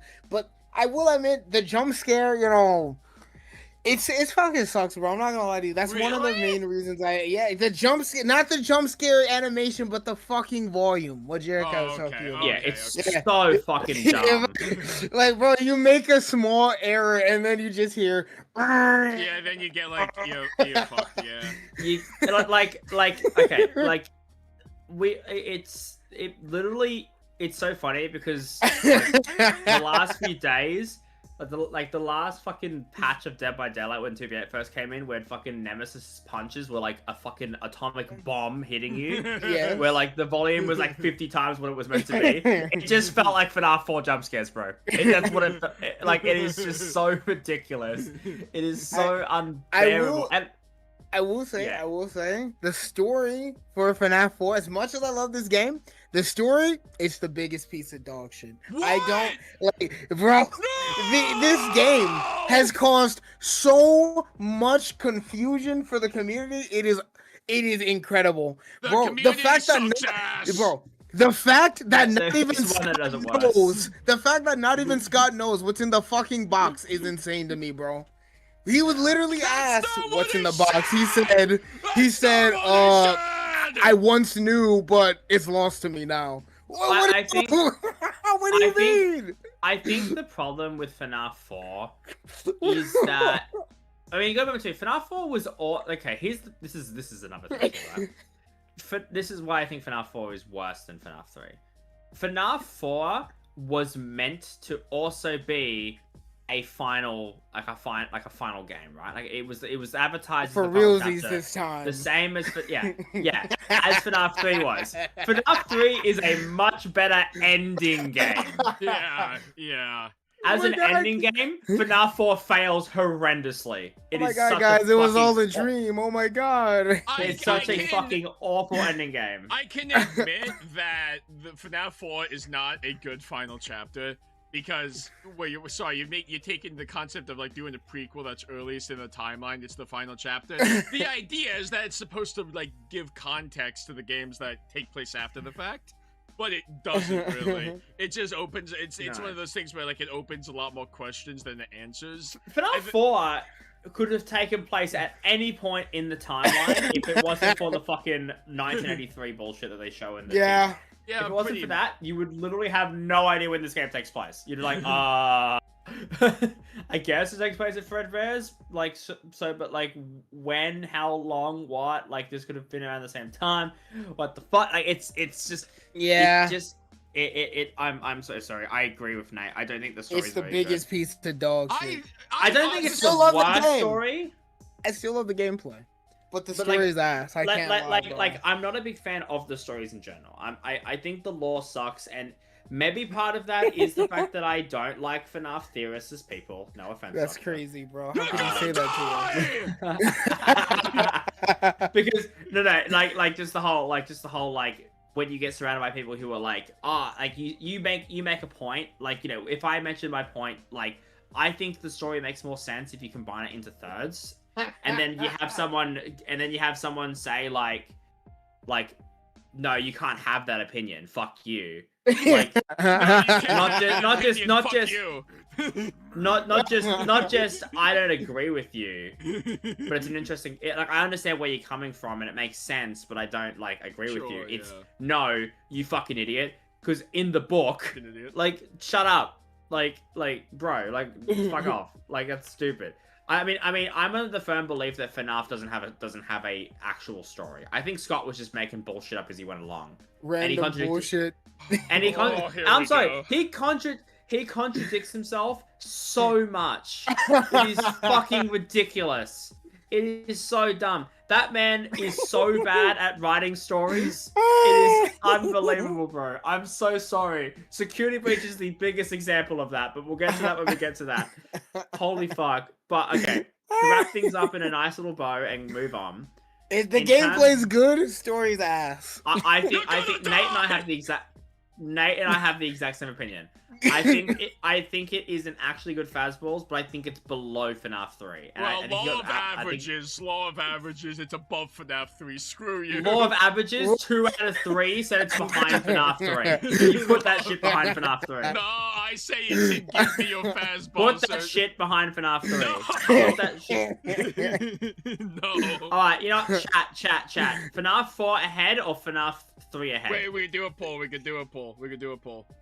Chat, vote for the right one, okay? Do it. 34 is a better number than 43.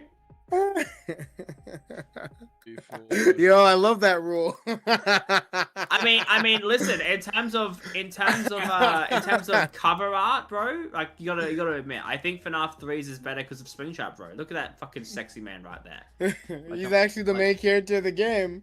Exactly. Nightmare Freddy is like the least important. Okay, you know what? On that note too, oh my fucking god, Nightmare Freddy is just completely useless in this fucking game. Can we? He's an interesting mechanic. I want to mention this. It's the first time FNAF does a boss battle in the form of Nightmare Fredbear. Yeah, I like the Nightmare Fredbear jump scare, but they kind of overdo it with Nightmare. I'm not gonna lie to you. We didn't need like Nightmare Fredbear but black. I'm not gonna lie to you. Like, what do you mean by before or after? What do you mean by before or after? What? Like, before or after FNAF? Like, what does that mean? What? I guess like by after it means like, does FNAF 4 go after FNAF 3? Oh yeah, no, like before, like on the list, like behind it or in forward it. Jarek has a little lost right now. Yeah. Okay, so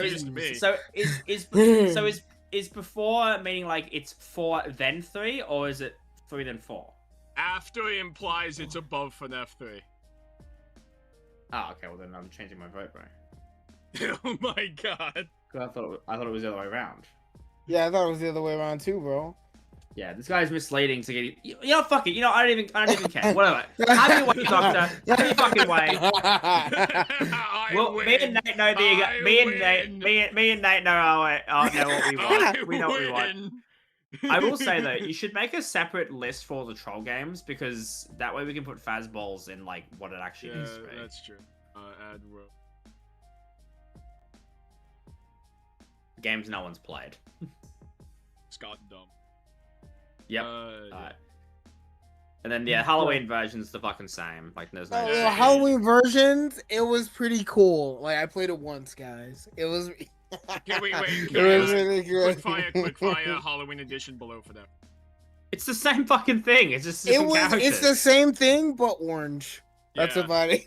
Yeah. Doesn't add It's the anything. same thing with orange. I mean, Mangle's pretty cool, and I remember Mangle, you know, the police scanner or whatever that she had. Yeah, I mean, cool. I'm Nightmare. Okay, I am Nightmare I'm Freddy. and I'm in Nightmare your head. Freddy, If we're rating these games specifically by how good the raps associated to the games are, then FNAF 4 would be Give Me Your Fastballs. Let's be so for real. That shit's fake. I'm Toy Freddy. Oh my god, Better FNAF be World. Okay, FNAF World is that's crazy, bro. FNAF World is okay. We'll quick fire this one I'm gonna because say a FNAF, hot take.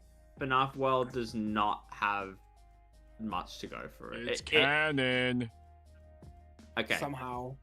It is the I would say in terms of if you were just playing the game by yourself and like you're not taking it seriously, it is probably one of the most fun games. It's one of my personal favorites for fun alone. It's very, very fun. It is a fucking awful RPG. Don't play this if you're prone to seizures. Oh yeah. If you're epileptic, that game's cooking you. Yeah, no. I much as I love this game, and I think there's a lot of good factors that this game has. It's a very enjoyable game. It's not that fucking good.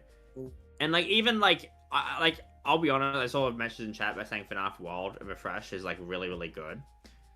I think FNAF World as a game, there's flaws for both. They both have the exact same fucking flaws. The only difference is that FNAF World Refreshed has like nicer animations. That's like the only difference, and it's like more to do. It's the same fucking game, and they're both terrible RPG games. I'm so sorry, they're both ass. They are like if you've ever played a good, very replayable because of the multiple. it is very replayable.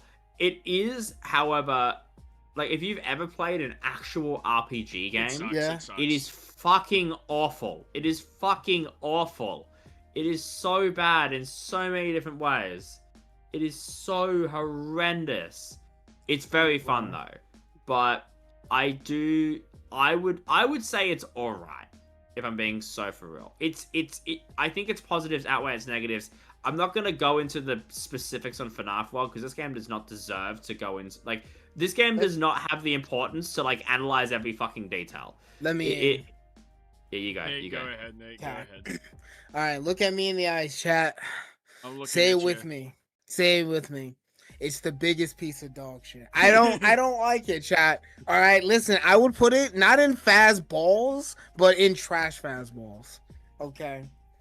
I would put it in trash, but mostly because the only reason people give this game, the praise that it has is because it's fucking free. If you had to pay a single $1 for this game, you wouldn't like it. Which people yeah.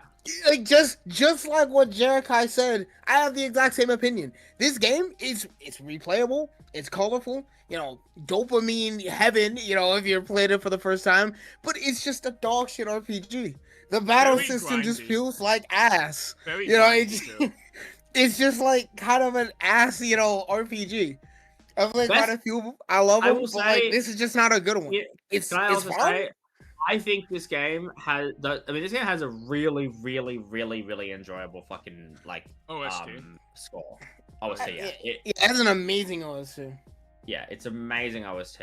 The OST so for this game is so good that Scott actually often. I genuinely feel like it might. I feel like it genuinely might be the Okay, I don't think it's the best, but it is one of the best OSTs. It's tied with Sister Location for me.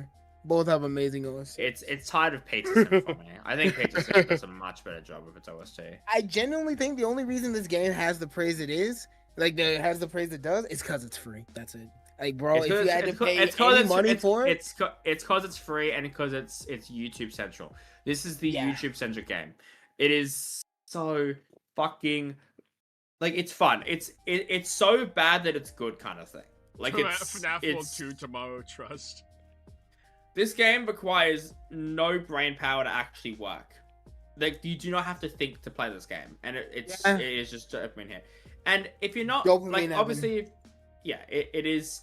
Unfortunately, I think the bias between us liking this game too is the fact that as YouTubers, this is the one game that if I had to just play a game, okay, you have to play a FNAF game on stream until you 100% the game. I'm picking FNAF 1, bro. That shit is so fucking fun. Like, I can play that game and not think. There's actually I don't know if I'd pick FNAF 1 to do that one, bro. I would say I'd probably pick Help 1 and 2, honestly, low key. Oh yeah, or maybe FNAF 3. Just to get it over with, I don't know. Okay, you know what? The problem is, I'm not setting up a fucking VR headset. Oh, that's fair. That's fair. That's fair. Yeah. So, though, my opinion, it's the biggest piece of dog shit. I think it goes in trash. I think it's up to the doctor. I mean, between can that, I talk, say... motherfucker? Can I talk? But like, okay, no. I wanted to mention this. I've been recently playing an actual good like MMORPG. This isn't an MMO, but it's an RPG. I've been playing Star Wars: The Old Republic recently, yes. And that's an actual role-playing game where you make choices, that influence the story and whatever. Examples of that: Fallout. You make choices. That's an RPG game. Elder Scrolls, whatever. The only choice in this game, again from a role-playing perspective, is like the ending, but you really aren't making choices. It's a bad role-playing game, it is, and I think personally, if it's marketing itself as a role-playing game, it's an open world, sure, but it's not that. It's not really a role-playing game. What did you say it is, Nate? I said that this was trash fastballs. What did you say this was, Jericho? Alright, fastballs. What? What? I thought you were just saying. I thought you were gonna put in mid fastballs. Well, I'm gonna say trash fastballs. In my opinion, I don't think the game is that fun. You can put it bottom of mid fastballs. Like that's fine. Like I think. Yeah, the bottom of mid works too. I would still play this over FNAF 2, if I'm being honest with you, bro. Oh yeah, easy, bro. Easy, bro. Holy fuck. I was gonna wait. So, yo, Doc, we can't hear you. What am I? Don't tell me. Wait a minute. I have to. Honest with you, bro. Oh yeah. Yeah, I hear you. I hear you on stream, bro. Oh, okay. Chat's just dumb. Okay. Chat, you're lying to me. I was spooked for a minute. I was gonna be like, don't tell me you've been streaming this entire time. People haven't been hearing me. I was gonna cry. The Halloween update for FNAF 4. Let's quick fire this one. Nate, what do you think of this? It counts. It's part of the base game, bro. Like it's just part of the base game. It introduces voice acting. Put it in Scott Dumb. Okay, that's fine. You put it in Scott Dumb. It's the same thing. I got some spicy takes. Chat, say it with me. It's the biggest piece of dog shit. Bro. It's the biggest piece of dog shit. I am the #1 sister location hater on this planet. You're gonna have to fist fight me. Listen here. I've milked the absolute shit out of this game. I fucking hate it. Okay, the gameplay. I hate most of the gameplay for this game. Night 1, boring. It's ass. I mean, like, it's okay, I guess, but it's mostly ass. Was it Night 2 where you are with Funtime Freddy and you do the breaker shit? I'm pretty sure. Yeah. That night was pretty good. Night 1 is pretty much like Night 2 is the best night in Sister Location. Without a doubt. Night 2. Pretty good. Yeah, I liked it. Night 3, dog shit. Night 4, dog shit. I don't care if you're like a skill issue. You need just use a timer. Once again, I shouldn't have to use a timer for this guy. I should have to pull up my actual phone and track down time for this one night. No, it's so the fact that it was such a insurmountable, like incredible difficulty spike out of nowhere. Hardest night out of any FNAF game up until now, if we don't count max modes. FNAF 4's, fucking Sister Locations Night 4, actual dog shit. And then Night 5, if you don't do the fake ending, is boring as fuck. You walk in, punch in a code, you get scooped, that's it. And Night, go on. I'm gonna throw a massive wrench into this field, right? End at Night is the best part of the base game. It's still not very good. Facts. for the fact there's a couple of reasons why. One, it's 9 fucking minutes long. I mean, those are some pretty fun minutes. I can't lie. Like, it's not the most that, fun part of the game, in my honest opinion. It is. It's still not that fun.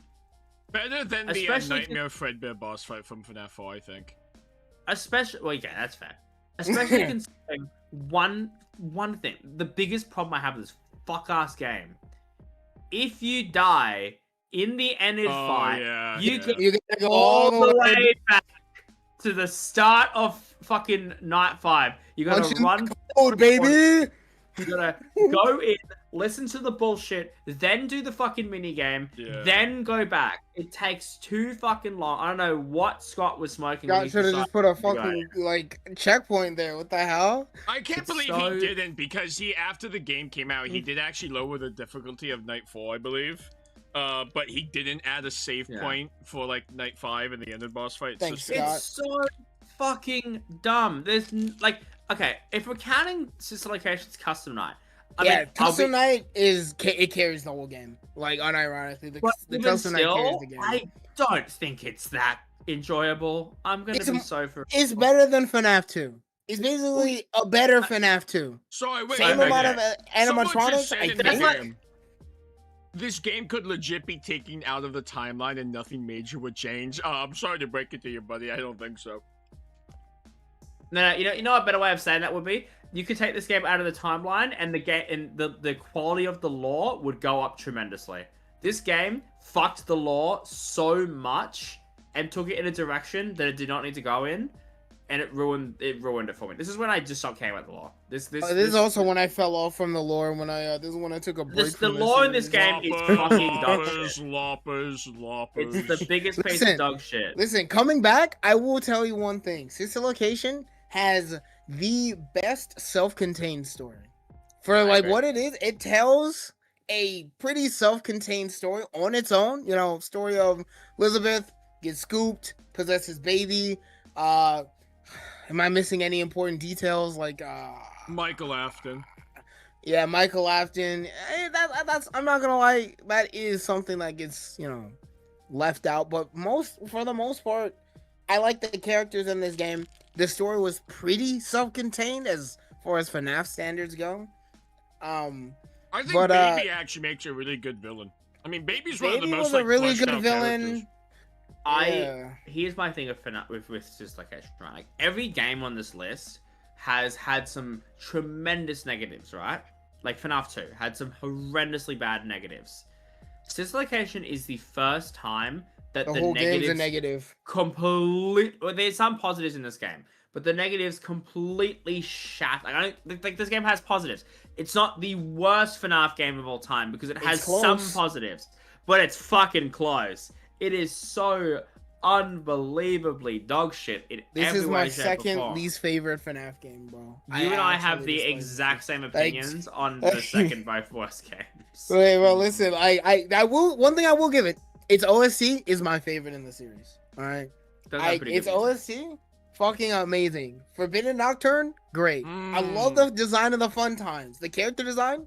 The music, the 2 nights that I actually enjoyed, Ennard and the Breaker Room, that was fun. Everything else though, it's the biggest piece of dog shit. I hate this game. I'll be honest, I agree with you, but when you say it's fun, it's not that fun. Listen, listen. It's fun compared to the rest of Sister Location. Listen, Ennard's Night is at least somewhat listen, the thing about Ennard is that you only had so much power to get through his night with, and since he bounced around so much, you couldn't constantly look up the camera to find him and check. You had to just basically trust your ears, trust your guts. There's a sound cue.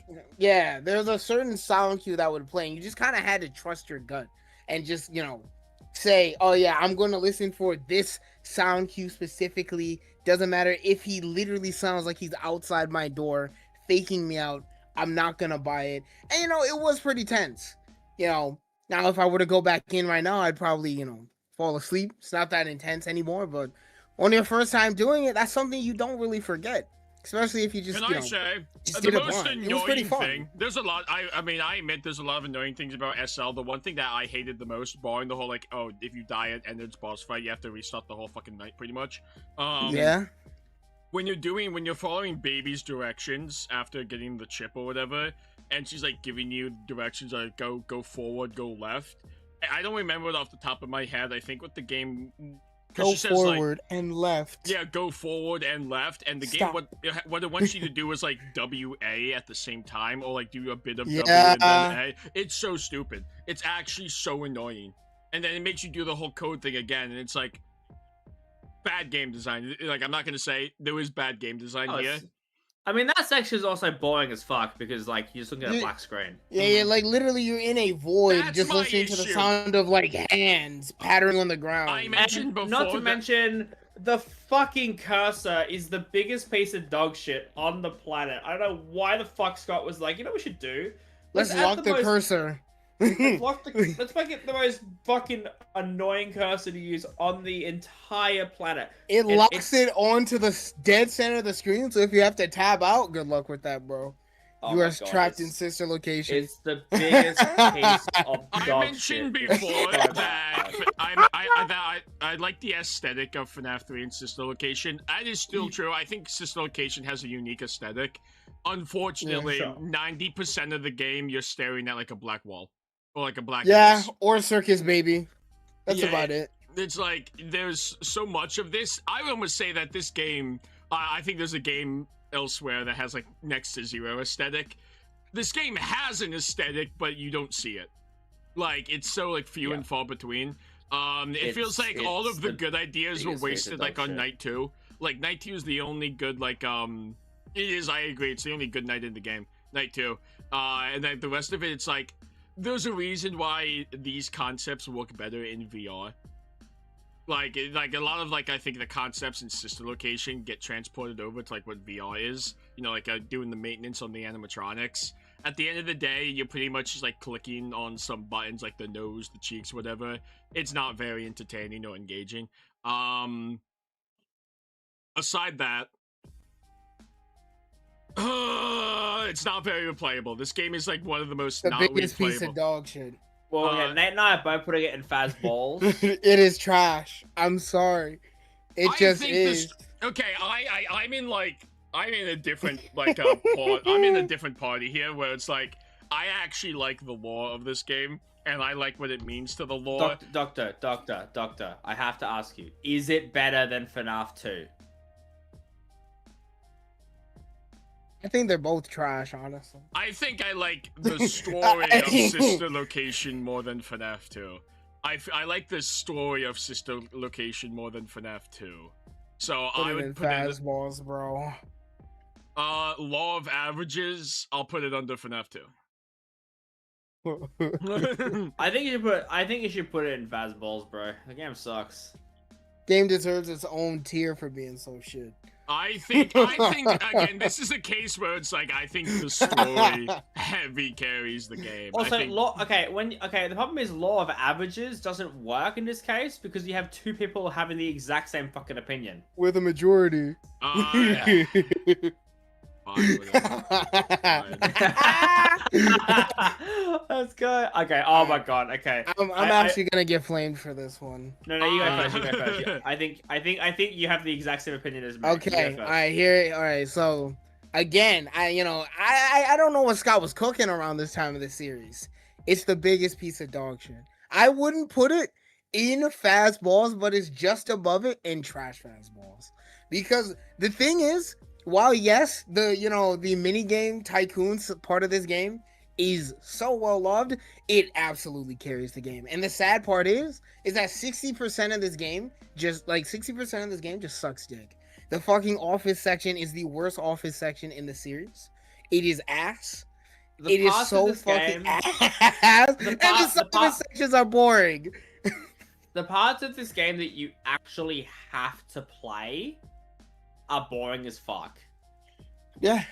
They're so ass, bro. And the thing is that it's just the worst designed office section in the game because it just lacks very much visual feedback compared to. Yeah. The tycoon section, the lore surrounding the tycoon section is really, really, really good.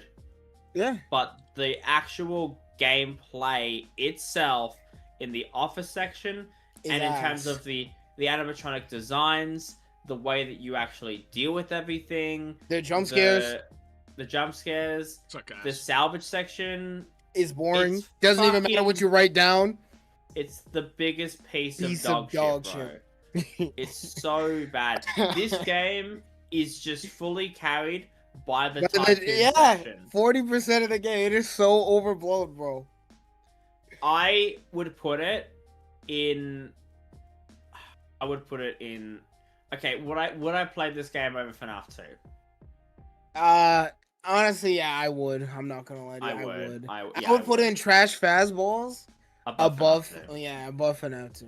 I'm not gonna go more into it because FNAF Pizzeria Simulator is probably the one game on this list where I just don't have the my opinion is pretty self-contained. It's like, yeah, I like the tycoon section. It's so egregiously overrated. It's the one. It's probably I just don't have any desire. I will say big props though. One thing that does put it above FNAF 2 easily for me, and would even consider me bumping it to mid fastballs, is the game is free. Yeah. The way I remember on launch when the game came out, and you open the game first, and it's just like that very Atari simple. Build your own pizza mini game. Then it lags out. Then you go to the salvage section with a Scrap Baby, and then you go through that. And then but when you're halfway through the section, the cassette tape turns off, and then she says 3, 2, 1, and then it brings you to the actual menu screen. It's kind of hype, but that's about it. The hype dies there. Yeah. I'm gonna be frank. This game's dog water. I put it in fastballs. Glad we all agree. I'm gonna be honest. Okay, I know a lot of people say the tycoon section is cool. It's fun in concept, and for what it is, yeah, it's interesting. I think it's it would be better if there was an actual endless tycoon mode, which is Scott talked about that forever ago. We never got it. That is a fan game, but nothing official. I want to ask this question though. Out of all of the mini games, right? Yeah. What ones are actually super fun that you'd want to play it in your free time? Midnight Motors and Fruity Maze. Those are the only two. Is there other ones? Yeah. Midnight Motors and Fruity Maze. Yeah. There's probably I don't remember. The Fruit Punch Clown is pretty. Can I be so for real? I would much rather play the fucking Dino game on Google than Midnight Motors. It's the exact same fucking concept for a game. I don't know. I mean, the Dino game doesn't have such a banging soundtrack. No, okay. Here's what I was gonna say. Here's what I was gonna say though is that at the end of the day, I don't think the tycoon section is honestly that interesting. It was I don't think it's as interesting. It carries the game, but it's still terrible. It's still not that good. It's not if it was actually, honestly, if it was more fleshed out, if we had a game that was just the tycoon with I don't know, a little bit more to do or whatever about managing your own business. The tycoon with a better office attached to it, really, honestly. There is I like the concept of our choices affecting our night, but it's just the office itself is so dog shit. If we just had a better office, I think it would be better. In my opinion, I think it would be good. I think Ultimate Customer is where we're gonna have the most differing opinions. I'm not done with FNAF 6 yet. We even talked about the ending. Hey, bro's not done. Come on. Oh, okay. All right. I'm gonna be Connection terminated. I got a hot take. Connection terminated. Overrated. Listen, I think it's overrated too, but I specifically hate it because of the ear bleeding beep at the start of it. That's my beef with it. I think Connection. Okay, we'll talk about this though. Connection Terminated is just FNAF 3's ending done worse. Yeah, which is ironic because here's my complaint about the Connection Terminated ending. Is it a cool speech? Yes, it's really cool. The voice actor for Henry, peak. But the music, peak. in the at that point in the series, even to this day, it's very loose with it. you hear no mention of Henry in the games at all. If you Henry doesn't exist at this point. Yeah, Henry, technically speaking, does not exist in your head if you did not read the books.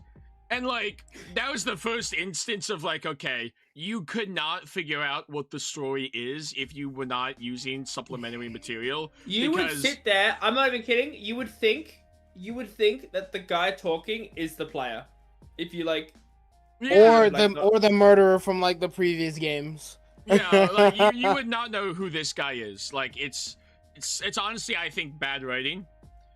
Who the fuck is Hen 223? Wait. Bad writing in Fnaf games? Never heard of that. It's weird because it's like I don't hate the concept of it. It's just that I wish it's been done before. It was done in fucking Fnaf 3. Yeah, that, but also, like, if you had actually set Henry up as a character, like, in the previous game or something, that's also, like, an issue I have with Sister Location. I don't think Sister Location utilized its own potential well. It's like, I feel like there was an opportunity to explore these characters more, because a lot of people say, like, oh, you know, Sister Location has a lot to do with, like, the Aftons, and on paper it does, but you actually learn very little about William Afton. At least stuff that's like, it's not fed to you. And I feel like this is when it was like this area of time, which is ironic because FNAF 6 was supposed to tie up a lot of loose ends. That's why you have like those secret minigames. It does a very poor job of tying up the story compared to like FNAF Who Is Here. You don't move FNAF World from the middle.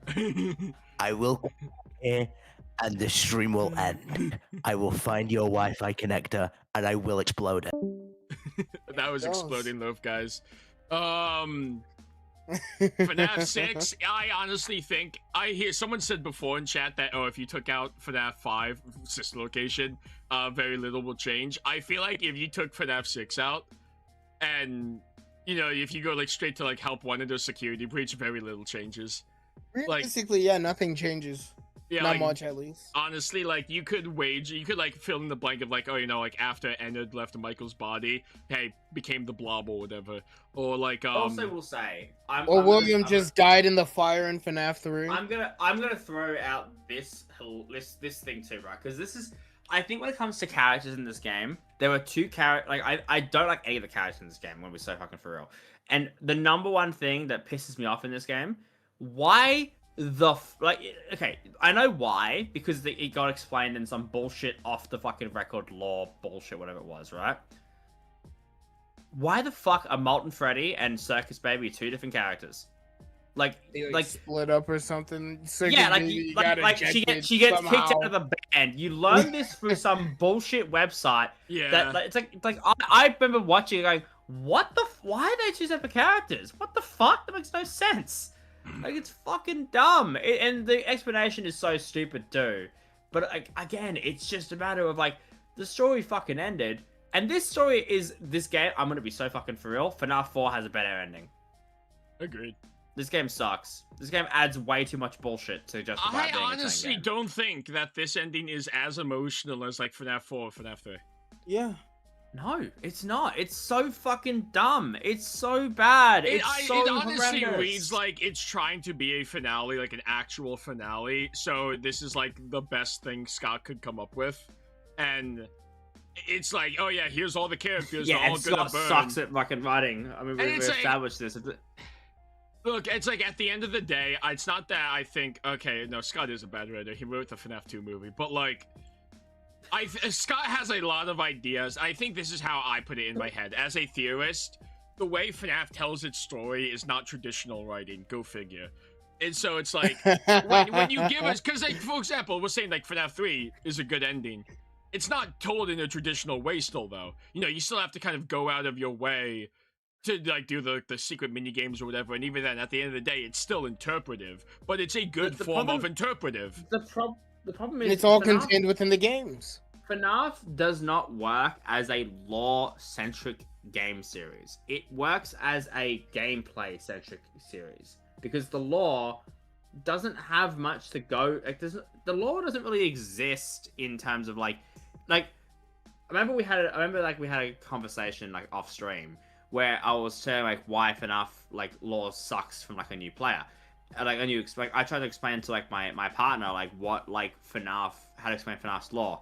And you start at the beginning and you say, no, you have to start at this. If you have to start a story at a specific point to make the story good and explain it in a certain way to make the story good, it's the biggest piece of dog shit. I disagree with that. So, like, I understand It's the biggest... I understand that, like, telling the story out of order doesn't always work or whatever. I think there's a right way to explain FNAF to a newcomer, and then there's, like, a wrong way. If you're starting with, like, oh, yeah, Five Nights at Freddy's, a Fazgoo. It's so bad, though. Like, okay. Here's the thing, though. Okay, for example, a story that starts in the middle, Star Wars: A New Hope. Yeah. Okay. You could tell, and I'm not saying that FNAF is as good as Star Wars. Far from it. Like, not saying that fucking comparison, bro. You're gonna. I don't think there's anything wrong. Because, like, I think I remember the conversation you talking about, like, oh, FNAF 1 technically takes place in the middle of like the timeline or whatever, 1993. I don't think like starting there to explain what FNAF is in the simplest terms. Again, I don't think you should be jumping on with like sister location as the first thing you're explaining. But, like, you're saying, like, you know, introducing to FNAF 1 and, like, saying, like, oh, yeah, these children haunt these animatronics and, like, there was a playing the games is the best way to learn the story, but you still end up with fucking 20 million questions by the third game. Yeah, but I think at that point, again, if you're trying to introduce it to a casual, not even, like, just someone who's new to the franchise, again, there's a right way to go about it. The story sucks. I'm sorry. No. The story has a lot of good things. He's no. I'm right, you're wrong! But wait, do we all agree with her trash fastballs for FNAF 6? Yes. Oh my fucking god, yes. Also cast not. Okay. This is where we split, guys. It's okay. I know Nate and I have the complete opposite opinions on this game. Well, I'm gonna be agreeing with one of you. It's not in Fazballs. I know who I disagree with. It is not the... Okay. Here's the problem I have with this game, right? Is that it fundamentally has the same issue as FNAF 2 does, where there's really only one way you can play this game. In terms of, like, what the strategy is, right? Like, there isn't that, like, in terms of, like, okay, that you can customize everything. It's free. It's not meant to be a fleshed out game. You can't really compare it to a game like FNAF 2 or anything like that, because it's, like, it's its own thing. However, it might just be... The fact that the only way you can beat this game is by exploiting mechanics that weren't meant to be exploited. Like, half of this game is stalling. And it's fucking boring. It's so dumb. It's such shit design. It's so uninteractive. It's just not very fun to play. There's a lot of benefits. I would put it, personally, at the very top of trash or the very bottom of mid. I think the story sucks ass. If you play Ultimate Custom Night for the story, then you have your priority fucking wrong, bro. That's all I'm saying. Don't play UCN for the story. Get the fuck out of here, bro. like, I'll give it credit. It's a free game. It is probably the most accessible FNAF game out there in terms of, like, what it is. Theoretically, a lot of replay value because, again, you're customizing. It does have a lot of replay value. I'll give you that. I think it's the biggest piece of dog shit. I think 5020 is the biggest piece of dog shit. It is not fun to beat 5020. If you actually play 5020 every time, it's to sit there and, like, flex how good you are at fucking wasting your time on bullshit shit. It's not impressive to me. I'm so sorry. It is so unintuitively fucking dumb. It's like, okay, cool. Like, you know how to beat, you know how to do it. Like, cool. Nice. Very cool. It's so boring. It's not fun. I'm so sorry. Nate, you're giggling a lot. What's your opinion on UCN? Okay. Nate had to say, it's in give me your fastballs. All right, guys. It's all right. Like, I would put it in either at the absolute bottom of actually good fastballs or alright fastballs. Listen here. I agree with almost everything Jerikai said. This game really is just a bunch of bullshit exploiting, and bro, when you do do anything close to 50-20 or 48 48-20 or 40-20, whatever the fuck, it really is just mostly stalling. The only reason I say I like this game and that it's a good game is because it's just a nice game to open up. Maybe do I don't know, a few just attempts of whatever combination of animatronics you want to do, and then you just leave. 50-20 mode, don't even think about it. Just open it up, play it for a little bit, and then just close it. Its soundtrack is good. Story, I don't even fucking pay attention to what went on in the story of this game, but yeah, it's just a nice game to open up. That's about it. It's just fun to open up and play for a little bit. That's about it. I can understand it going in dog shit, but I think it's all right. You want to know my biggest kind of I don't know, this is my issue with the game, is that there's no actual line of progression in the game. Say what you want about the other games. It's there's a night 1, then you get to night 5, or night 8 in some instances. And then you've completed the game, you get your 3 stars. The point of the game is that it's supposed to be technically theoretically endless, because William Afton's in his own personal hell. And so narratively I get it, but from a gameplay perspective, I don't even think the challenges are that satisfying to get. Very tough. Yeah, and 50-20 is obviously the toughest strategy challenge for ever. one works for everything else. It's the same strategy every fucking time. It's so monotonous. I'm so sorry. I actually think it's so hard. Okay. It's not the worst game, Jerikai. Don't say that, bro. It's not the worst. It's not the worst game. It's not the worst game. It's just close. For me, I want to say this from a story perspective. I think this is why I was I feel like Scott never wanted to end FNAF. And sorry, I don't think he ever settled on what he wants the end of FNAF to be, because people talk about this in the theory space to this day. As early as Sister Location, he was thinking about the Mimic, which it's possible. But even this, it feels this doesn't feel like it's supposed to be an ending. Actually, a lot of people say, it's supposed to be an epilogue to FNAF 6. Well, you know what? FNAF 6 had fucking Midnight Motorist in it, and no one knows what Midnight Motorist is about to this day. And there's a lot of stuff in this game that ties it back to even future entries, and it's it feels like he was actually, this is supposed to be a bridge between his era of FNAF and then what eventually is the Steel Wool era of FNAF. And neither here nor there, though. It's just this feels almost unnecessary. This is one of those instances, a lot of people say this about FNAF, where it's you didn't need to make this canon. And yeah, I agree. You didn't need to have FNAF would have ties to the canon. You didn't need to have this be canon either. This could have just been a game where it's it's Ultimate Custom Night, you're going against 50 fucking animatronics. You could have just made it that, but you made it canon. If I had to honestly say, I think it does get points for the fact that technically it's very replayable, so your first playthrough might be different from your second one, because you've set different animatronics to be active. I'd put it above Sister Location. I would put it Put it above FNAF 1, but no higher than that. I'd put in all right fastballs. I mean, in terms of if we're counting things I would put it at the top of trash fastballs. Okay, we're gonna go law of averages. I said fastballs. Jerikai, sorry, Nate said mid. Yeah, we'll go trash fastballs. UCN does have progression, Doc. The offices you can unlock with the more points you get. You can't hide from me!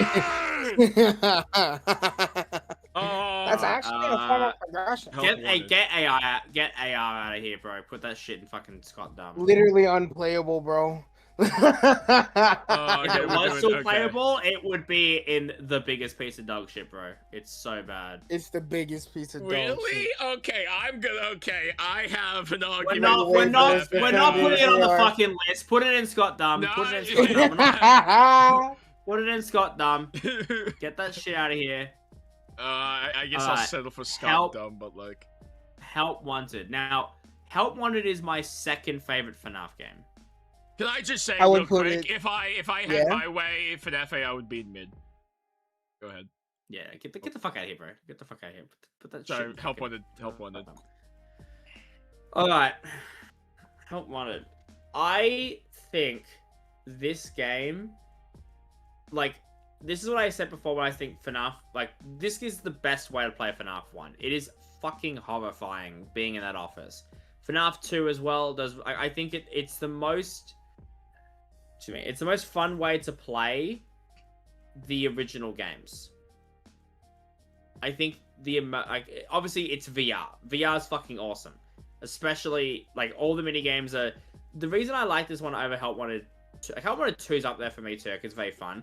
Help Wanted 1 has a good balance between gameplay and actual scare factor. All the mini games are, like, I don't have a lot I can actually say about this game. Like, there's no, like, specific reason I think it's my second favorite. I just think it does everything that the other games do, but it puts it in VR, and it does it in a very interesting way that it works. Okay, except for FNAF 4. FNAF 4 is the only one that it doesn't do as good a job in. I would argue it also kind of screws I think up all the mini games are very intuitive. I don't know. Okay, in a way, yeah, sure. But I think it does it in, like, a kind of a cool way. Like, I think it kind of does, it still works. Like, a lot of, I mean, this game might be the most biased one. I just think it's the best. I think it's the most well made out of all the games so far. Like, it has the most going for it. There's a lot of replay value, There's a lot of, like, lore to uncover. There's a lot of collectibles to get. There's a lot of, like, there's actually a lot to do in this game. Compared to every other game on this list so far, it has the most you can actually do. And it's fun to do. It's not boring as fuck. It is... Also, are we counting Dreadbear as a separate thing, or are we, like, combining the two? What do you think? Because, I mean, at the end of the day, it's technically just more of Help Wanted 1. It has its own stuff I going got some for strong feeling. I got some strong feelings about Dreadbear. Okay, we'll rank it as its own thing. I got some strong feelings. I'll say why I would rank it, and then I'm gonna shut up because I don't have much to say about it. I would put it at, like, personally, my personal opinion, it is the top of actually good fastballs.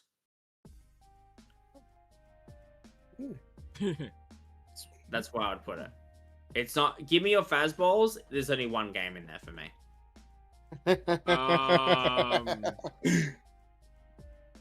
Okay, Nate, do you want to go next? Sure, bro. I actually agree with Jericho's placement of Help Wanted 1. I thought I was gonna put in Give Me Your Fastballs, but, you know, actually good fastballs, it's a solid placement for it. You know, let me clear my throat real fast. Okay, so basically, right, you know, Help Wanted 1, I liked it. It was great. It was FNAF in VR. They did a great job with that. I will admit, the dark rooms kind of sucked balls. I'm not gonna lie to you. I didn't like it. Plush Baby sucks ass. Yeah, Plush Baby sucks ass. And there was also a lot of things with the doorknobs. I don't know why, but specifically the Funtime Freddy minigame, my hand just phased right through the doorknobs more often than not. But ignoring that, it was pretty fun. I did feel kind of like it had a little bit of bloat with it, with the blacklight levels. Only like a few of them, you know, actually got noticeably harder. Mostly Ennard's vent, vent repair, Mango's vent repair. But yeah, it was pretty fun. I got nothing really more to say, but I mean, I didn't really care for the lore of this game. I'll be honest with you, it was more so about fun. But as for Dreadbear, it's the biggest piece of dog shit. I did not like Dreadbear at all, bro. I mean, like, listen, Dreadbear for me was the very definition of a mixed bag. Dreadbear for me had some of the highest highs, higher than Help 101, but absolutely abysmal lows. Like Remember when it was Dreadbear's coming minigame? out? When it was coming out, they were like releasing the levels throughout October. But I think they had to like delay it because like when the DLC first came out, they released like a few of them at first, but then it was like, oh, coming out October 27th would be like the rest of the levels or whatever. Yeah. Stupid. Yeah, that was not a smart business move. That was stupid. Listen. Dreadbear, there were some absolutely amazing minigames. There was the Dreadbear minigame, literally titled Dreadbear. That was fire. There was Trick or Treat. Absolute heat. That was amazing. Build-A-Mangle was okay. It was all right. Everything else was either boring or just annoying as fuck. They reskinned... The corn maze is the worst thing. Corn maze was so fucking boring. It is just a theorist trap. It only exists to trap theorists in its corn maze forever. The actual gameplay is ass. I think Dreadbear goes either top of mid Fazballs or bottom of a right Fazballs. It's the biggest piece of dog shit, bro. I would literally put it like sandwiched between FNAF 2 and FNAF 6. I would put it there. I would put it actually. Now I think about it, I would put it probably. I'll actually put it bottom of mid Fazballs. I low key would have more fun with FNAF 6 than Dreadbear. Like, I hate it, dog. Only like 2 minigames were good. They literally reskinned Plush Baby's minigame. Yeah, I mean that's dog. That's the first minigame. Yeah. It is. I mean, I always view Dreadbear as just an extension of I do it as like an extension of Help Wanted. Like it is just basically more, it's just more Help Wanted. And oh my god, I forgot. Hold on. Danger Keep Out. It's not the biggest piece of dog shit actually. It's mid Fazballs. Danger Keep Out. The like FNAF 1 reskin, but with like the Halloween animatronics. That was peak. That was actually peak FNAF. That was fire. Top of mid Fazballs. The thing is that Dreadbear has Dreadbear has the best mini games in all of Help Wanted, including Help Wanted 2. I think it has like the best. I don't know about that one. I don't know about that one. I don't know about that one, bro. Help Wanted 2 for me is kind of. We'll get to that, but I don't. I don't know about that one, but I do think its highs are higher than Help Wanted 1. But so its lows are. I think Help Wanted better. Yeah, Help Wanted 1. I think Help Wanted. Time for my opinion. One more thing. I think Help Wanted 1 has also got a really good atmosphere overall. Like the actual vibe of it is really good, in my opinion. I'd argue that the atmosphere is. I mean, I guess it is in VR. So like, I'll start with this. I would say again what I've said before. There are games in the franchise that do what FNAF 1 does, but better. Well, guess what? You have FNAF 1 in VR here. So like, it's like I think in that sense where it's like okay, if I want to play FNAF 1, I'll play the VR version of it because it's just more polished and more like I guess technically. Mildly more interesting forward or mildly more engaging at least. Same thing with FNAF 2, and it also I guess this also depends on how you approach like how it adapts the previous games. So like for example, if I recall correctly, Help Wanted lets you put on the mask and wind the music box at the same time because it's in VR, and realistically you can just reach over and press the button while you're doing that. So yes, it lets you do that. Some might say that's actually a negative because it's like unfaithfully adapting the original game. How like it was not you're not intended to do that in the original game. I don't particularly care. I'd say like you're cheesing it, but whatever. FNAF, my issue comes more so when you get to like FNAF. Oh, yeah, actually, you know what? Here's a slight criticism. So like when they were, I think there was a level in Help Wanted Now that lets you play FNAF 2 with the Wizards, but originally the Wizards were not in it. It was just the toy animatronics. Yeah, that was kind of lame. Yeah, that's kind of lame. It's like on one hand, how it adapts them into VR, it's not unfaithful, but they do like forgo certain things. For example, FNAF 1, there's no Golden Freddy. Yeah. FNAF 3, they really butchered the designs of the phantoms. I think they even... And the Springtrap is lobotomized in that Yeah. mode. He is just way dumber. He is so much dumber. He is really dumber, and also he has a purple corpse inside of him for They some reason. lobotomized him. Like, the actual corpse inside Springtrap in FNAF VR is purple. It's really stupid. But, a lot of the model designs in Help Wanted are kind of ass, if you, like, really look at them. But, I'm like, on one hand, I do think here's my hot take, is that I don't think the parts and service levels, like where you're doing the maintenance on the animatronics, I still don't think that they're that fun. I think they're kind of... They're fun, bro. They're fun. I don't think so. I think they're kind of boring. I don't think it's very You interesting. didn't like messing You didn't with like Bonnie booping and Freddy's balls? nose? Yeah. I can do that in every other game! It's just like, it's like whatever. Honestly, it's like, I think it's better than what you do in Sister Location. I don't think it's that much better. I think Help Wanted 2 gets a little bit more creative with like its memory games and whatever, and what you're like the what you're supposed to do. Doctor, you say you don't like parts and service? This is my stream now. Get out of here. I will say, Help Wanted does do the Funtime Foxy level from Sister Location a lot better. Again, that goes into the fact that a lot of what you see in Sister Location just works better in VR. I would argue, what did you guys put it? You said actually good fastballs? Yeah. We'll put it at the bottom. Some good balls right there, man. Yeah. Oh no. Oh no. Oh no. Oh no, I just saw what's coming up next. Okay. Guys, it's the game that reignited the franchise. It's the biggest piece of dog shit. Can I be frank? I'm gonna shoot from the hip, fellas. No. No. Yeah. Fuck no. Yeah. No. Fuck no. Yeah. No. Go on. No. Tell me why I'm wrong. I dare you. Tell me that you... Okay, I'm gonna hit you with this, right? What game is more fun? Sister Location or Security Breach? Neither. No. Okay. No, bro. No. Okay, listen. You are literally a map bot in your fucking like food tech bullshit. I'm a You literally magician cannot bot. say that. I'm a magician bot. I'm gonna be so for real on this, right? This is the way I look at it. It is a fucking horrible game. It is such a dog shit game from start to finish. It has the best location in the entire game. It has an amazing OST. God. It's so fucking cool exploring the place. It's so awesome.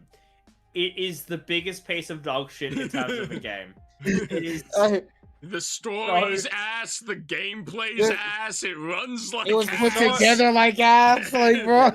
Yeah, but it had good honest ideas. Way, it had some really good ideas, executed poorly. I will say the game is more fun in its more broken state because it's just so funny seeing how broken the game is. If I had to be so completely honest in saying my opinion on this game, it goes top of trash fastballs. I think it is. I think it is it is more fun than FNAF 2, FNAF Pizza Sim, and UCN for the fact there's more shit you can do. It has surprisingly replayability. It does have replayability because no way. I don't think it's good replayability. Like there's multiple also endings, but like there's multiple paths you can take as well. Like choosing to shatter Chica first or Monty first. It has Chica and Roxy in the game. You can't fault it too much for that. Yeah, I guess Roxy's hot. It is a. I think it has a lot of really cool ideas. I think there are parts of the game that are good. It does have good moments in the game. There are fun moments. There are even some moments I would say are kind of scary. There are a lot of No, good elements to the game. There's nothing scary about this goddamn game. The only thing scary is first- what it does to my GPU.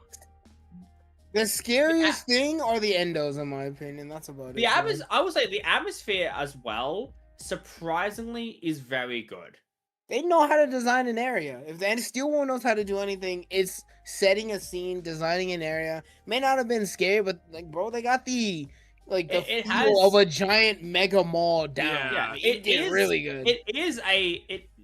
You can feel it's a horror game. It just sucks so much. It's a horror game in the same way Hello Neighbor's a horror game, bro. Yeah, I mean, yeah, I guess. Yeah, I'm not saying it's good, but it sets up the idea of it being a horror game quite well. It's just that it fucks it so hard. Coco by Melon being a Power, terrible game. yeah. It's the biggest piece of dog shit. On one hand, I do admit, okay, so this was always like a big, I guess maybe not big, but a critique of like the original game sometimes is that it was sometimes difficult to imagine a lot of these buildings as actual pizzerias because of like how small they are. Like FNAF 2, you're telling me that's a pizzeria? Where's the goddamn kitchen? And then like same thing FNAF 1, it's just one big dining area. And then even FNAF 3, like, oh yeah, it's like a walkthrough horror attraction, but it's a pretty simple walkthrough. Bro, have you ever been to an actual pizzeria? It's only one fucking room, bro. I mean, I guess you could give FNAF 1 like a kind of like a slip through, but It's one room with like little party rooms off to the side.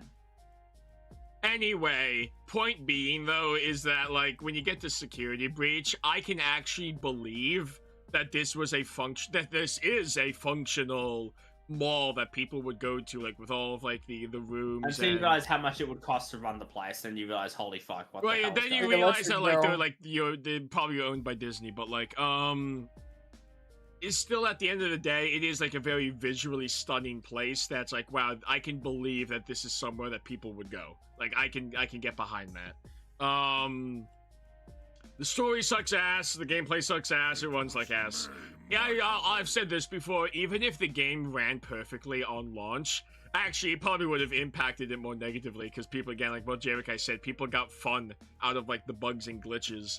But even if it was more stable on launch, it would not fix a lot of the core issues that are wrong with the game, because you're still playing the same type of game, where it's like, oh, it's technically like an semi-open world game, so to speak. But it's still the same gameplay. I also want to bring attention to possibly the best fucking piece of dialogue in all of FNAF. Fanny, it sounds like Vanessa and also Bunny. That cannot be a coincidence. Might be the best fucking line ever written. Scott Cawthon cooked with that one. I've went as far to say that this game does not have a main antagonist unless you want to count like the animatronics, but in terms of like, because you know, like, you talk about the old games, like William Afton's the main antagonist. Yeah. Vanny is meant to be like, oh, Vanny's the new villain in Five Nights at Freddy's. I Like you lined the dialogue I think Security Breach, in my humble opinion, is ass. well, yeah, but I think Security sorry. Security Breach has the most had the most potential out of any of the game. If they had have honestly spent another like 2 years actually cooking this fucking game and actually like making it good, this would have been the greatest fucking game by far. No contest.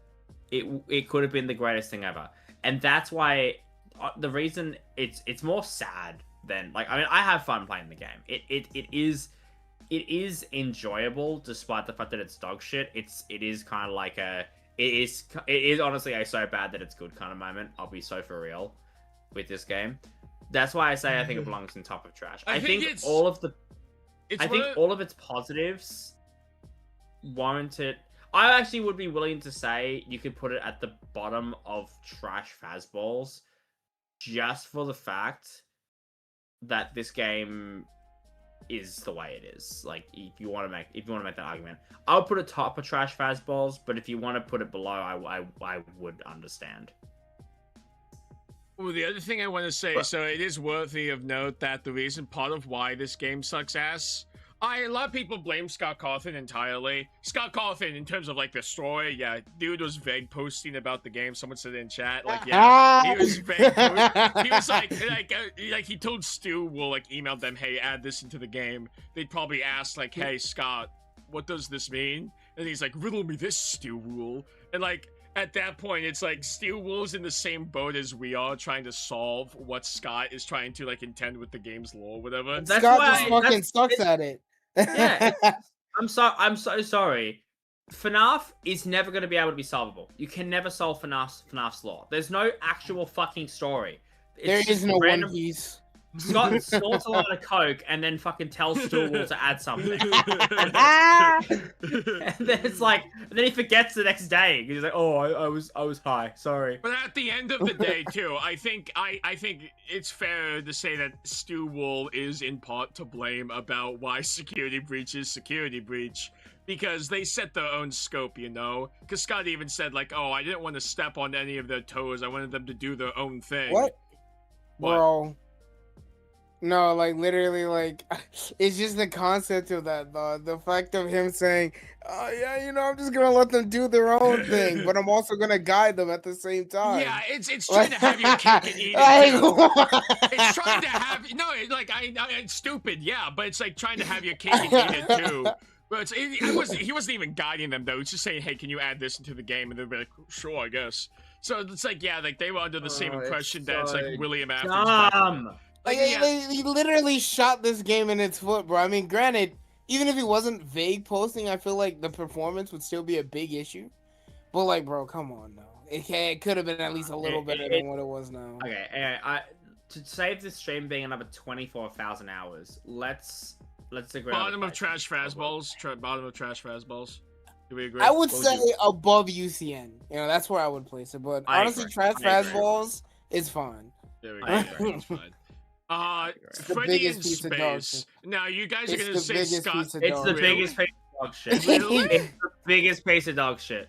Really? Bro, who plays this unironically? If we are counting the fucking spin-off games, like the fucking like Freddy in Space, Fury's Rage, and all that shit, they're all going in. It's the biggest piece of dog shit, bro. Who plays this shit unironically, bro? If we are counting, they are going at the bottom of fastballs. Put all of the spin-off games in Scott Dunn, bro. No one's played these. I think these games are actually pretty fun. Yeah, they're mobile game fun, bro. You might as well just open up Subway Scott Dumb. Surfer. Can we say Scott Dumb then? All that shit. Fucking what's the fucking Shadow Freddy? What is that? That's What is that?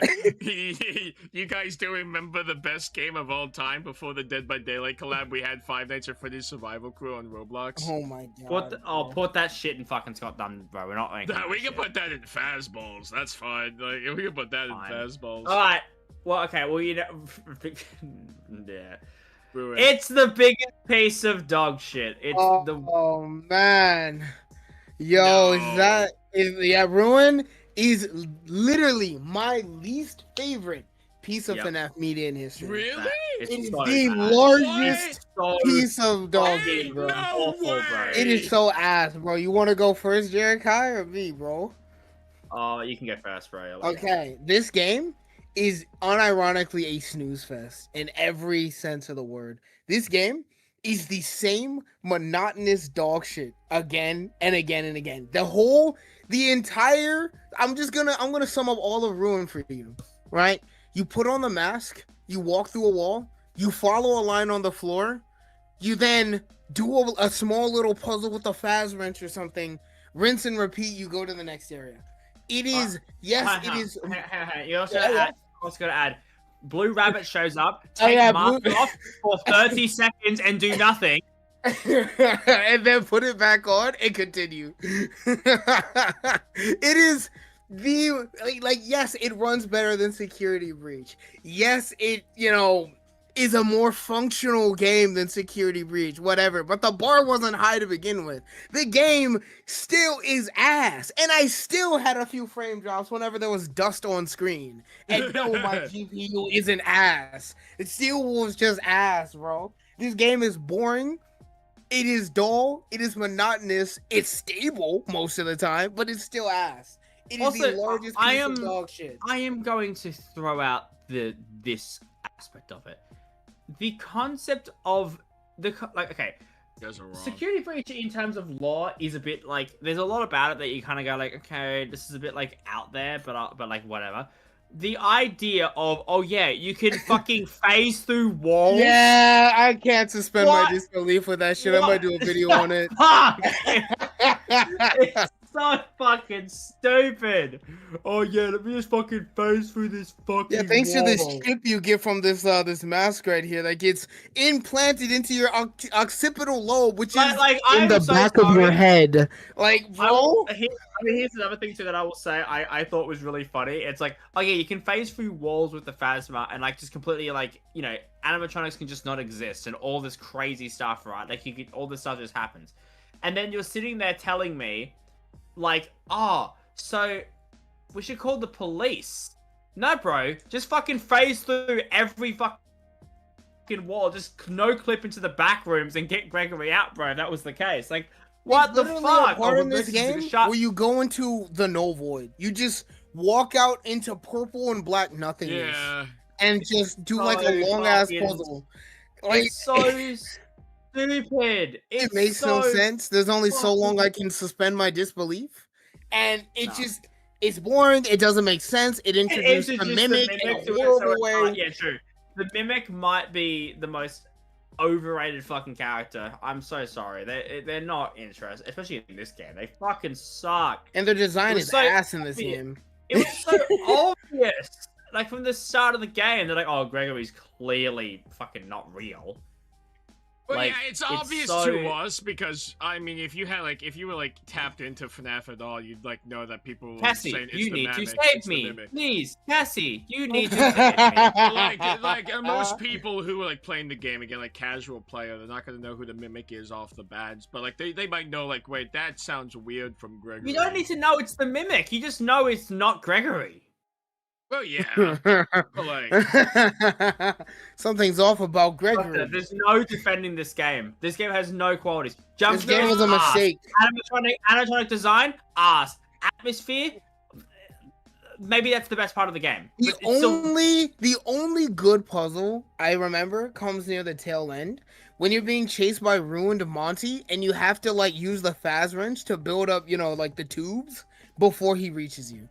That's it. That's the No. only good That- part I can say because I You know actually what- enjoy that one part, that Before- one wait, section. before he dies. Is Yeah, that what you're talking about? Fun like fact, bro, he yeah, cannot kill you there. it's worse. It's a big bro. The It's the one biggest redeeming fa- quality just got biggest snuffed out. It's piece the biggest of piece of dog shit. Dog shit. It is my least favorite piece of FNAF. I'd rather read a book than fucking play this stupid DLC. It's the Oh, biggest piece of dog shit. And it's unbelievably overrated as hell, man. When it dropped, people just kept praising it. This shit is ass. It's so bad. but it's because it was so compared to Security unbelievable. Breach. Yeah. Security Breach is better. It is. It's I so much better, disagree. bro. Let me speak my truth, King. One hand, okay. Let me get the negatives out of the way, and to be fair, there are quite a few negatives. One, I think the gameplay is very linear. It's a very linear experience. You're like, there's nothing. It's not free roam like Security Breach was. Okay, buddy. Okay. Anyway, it's like I even think like, okay, you know what? Just because of that, sister location, give me your fastball. What? Fuck you! Fuck you! Fuck you! What? Anyway, It's the biggest piece of dog shit. My reaction to that. You're in pain. I can tell.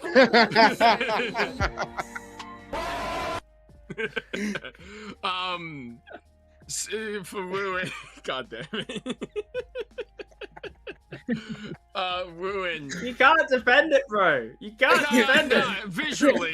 So, I wanted to say this. You know the camera system in Ruin, where it's like those like little security stations or whatever that you're supposed to use the cameras, and you use them to like find anomalies or whatever on cameras, and Sure. It's like you get rid of the anomaly or whatever by looking at it on the camera. I think the cameras are stupid. They also have the audio lure, like they have an audio lure mechanic that you barely use. It's only useful like at 2 instances in the game. One that's like borderline a scripted event with Roxy, where you have to lead her through like these breakable doors, and then one where it's the bowling alley with the music men. It's the only 2 instances where the audio lure mechanic is used. Really, like it's the only instance where that's useful. Beyond that, it's like you could have cut that out of the game and it would have made it's the most unintuitive fucking audio lure on the planet too. Like it's just not very fun to use. The other thing is that I think the best part of this game is multi-golf. Yeah. And that's in security breach. The other thing I don't really care for is that the fast bench puzzles are okay, like the tube thing, it's fine. But like the what was it? Where you're like interacting with like the nodes or whatever that it pops up on screen. It's like you have to lead it through to the other side puzzle. I forget the name of the puzzle, but you know what I'm talking about, right? Well, connect the dots. Yeah, connect the dots. Yeah, that thing. It's like it's kind of simple. It's like the most basic kind of puzzle you could have come up with. And it doesn't really get much and harder. that's the entire fucking game, Doctor. Yeah, I'm getting to the good part. I think visually. What good part? Visually, I think this game is actually really good. So like it's fucking dog shit. It's fucking just dog dusty, shit. decrepit mall. No, that's the whole theme. No, but like when you put the mask on, then like you see the endoskeleton, like the giant endoskeleton crawling out of the wireframe. It looks cool. It's Bro. Fucking cum Chica, bro. Has no head, Freddy. I think like visually, there's some crackhead really cool... Monty. Wanna be withered body, Roxy? What's wrong with crackhead? Show me. Doc, the other put that shit at the bottom of fastballs, bro. You cannot defend this game. The other thing I want to mention is that I do think it's a low bar, but I think Mexis is a better Vanny because at the very least, yeah, he's very easy to deal with, but he is pretty present throughout the entire DLC. It is what Vanny was supposed to be at some level. I'm putting it above. What? Bro, no. Yeah. This is trash. This is the worst. Yeah. This is the worst game, bro. The majority spoken. This game's ass. Fastballs. It's above fastballs. I'm so sorry. I can't take Mexis seriously because he just looks like I don't know why. He just has this like his grin and his fucking unibrow. He looks too like the fucking what's the word for it? He looks too funny. I don't know what the word for it. He looks like a robot bunny version of the live action. He looks like fucking Gargamel from the Smurfs. I'm so sorry. I cannot take him serious. Gargamel? He looks like a. He does. He looks like a fucking. That stupid fucking smile with that fucking unibrow. It's so fucking stupid, bro. I can't take it seriously. Help 1 and 2. It's alright. Give me your fastballs. It's the best game. I mean, second best, but it's out there. That game, perfect. It is everything I wanted from Help Wanted 1, but more. Like, listen, if you want more VR FNAF, it's there for you. It's just now the lore, I didn't give a shit about it. All right, but the gameplay, fun collection of mini games. You want fun mini games? It's there for you. It's very fun. Okay. But I will say, there is a significant amount of bloat in this game. Like, this game is actually morbidly obese. This game has way too much bloat. It's the Wii Sports of FNAF. It has way too much bloat, bro. The reason I put it in all right fastballs is that in terms of getting you into the story, in terms of it being a horror game, it doesn't really do a good job. In terms of extreme enjoyment playing the mini games, it's fun. I wouldn't play it over honestly, I wouldn't play it over any other. If I want to play fucking fun mini games, I'm whipping up Wii Play on the old Wii, bro. Playing fucking Help 1 and 2, bro. The VR setup is not worth it, bro. That's so true. Sorry. That's true. It's not. I would Shit's a rather headache. play. I would rather play fucking Beat Saber if I'm setting up the VR. Like dead ass, it's not worth it. It is, however, enjoyable enough. I think it goes in alright fastballs. That's what needs a fucking game, bro. It needs a game, bro. It needs something big. And this is the perfect. I can put something in all right fastball. Go fuck yourself, bro. There's like, Nate, it's too bloated for me. It's too really? bloated for What me. makes you think it's bloated? Listen, bro, there are 5, count them, 5 fucking fizzy fast levels, bro. There's 3 shooting galleries of the exact same style. Yeah, okay, so like 3 DJ Music Men levels. Fucking 3 no, bunker bonds. Okay, so here's the thing though, is that like each one they do introduce like a new mechanic or something. Like Not with the fizzy fast. The fizzy fast for the last phase, the exact same shit. To which he breaks in and eats stuff. guys, here's the problem I have, right? Why would you like the fizzy fast levels suck because it just reminds me of working at McDonald's. Like if I want to experience that, I'll go actually work it and I'll get paid to do it. Like, bro. Okay, it's but not. like there's too much bloat. Too much bloat. Okay, in the game. you're saying the bloat in Help Wanted is worse than this? In Help Wanted 1? Yes, No! because in Help Wanted 1 and Help Wanted 1 at worst, you're getting a clone of every single level. In Help Wanted 2, you're getting 4 or 3 clones of level 1, again, bro. I think the bloat you're talking about, they still introduce something different. So like, yeah, there's multiple levels of like the private room office from Sister Location, but each one it has like a different animatronic that it adds, or like different animatronics in general. Like there's the one where it's like Circus Baby instead, and she's telling you to do like, I don't know, like tasks or whatever. Then there's one where it's like this Funtime Chica, Funtime. Oh, by the way, can we talk about the absolutely abysmal fucking how they massacred my boy fucking Enid Night, bro? Oh my god. And they lobotomized him even worse than they did. Let's make a louder sound effect and then watch him slowly waddle to the door. They lobotomized him. He was like, they took his kneecap. That's what I was saying about like Fnaf 4 and Help 1 is that I think they neutered Fnaf 4 and Help Wanted 1. But it's not. They didn't do him that bad. At least like, there's still a chance you fuck up. But no, I think put that shit in. Okay, I think it goes in either alright fastballs. If you want to put it in actually good fastballs, then move fucking Fnaf 1 to alright. We need something in alright fastballs, bro. We got nothing there. I'm fine. Okay. I got something to put. You know what? Okay. Firstly, Nate, where do you want to put Help Wanted 2? I would put this, after ripping into it, bro, put it in alright fastballs. This game's too fat.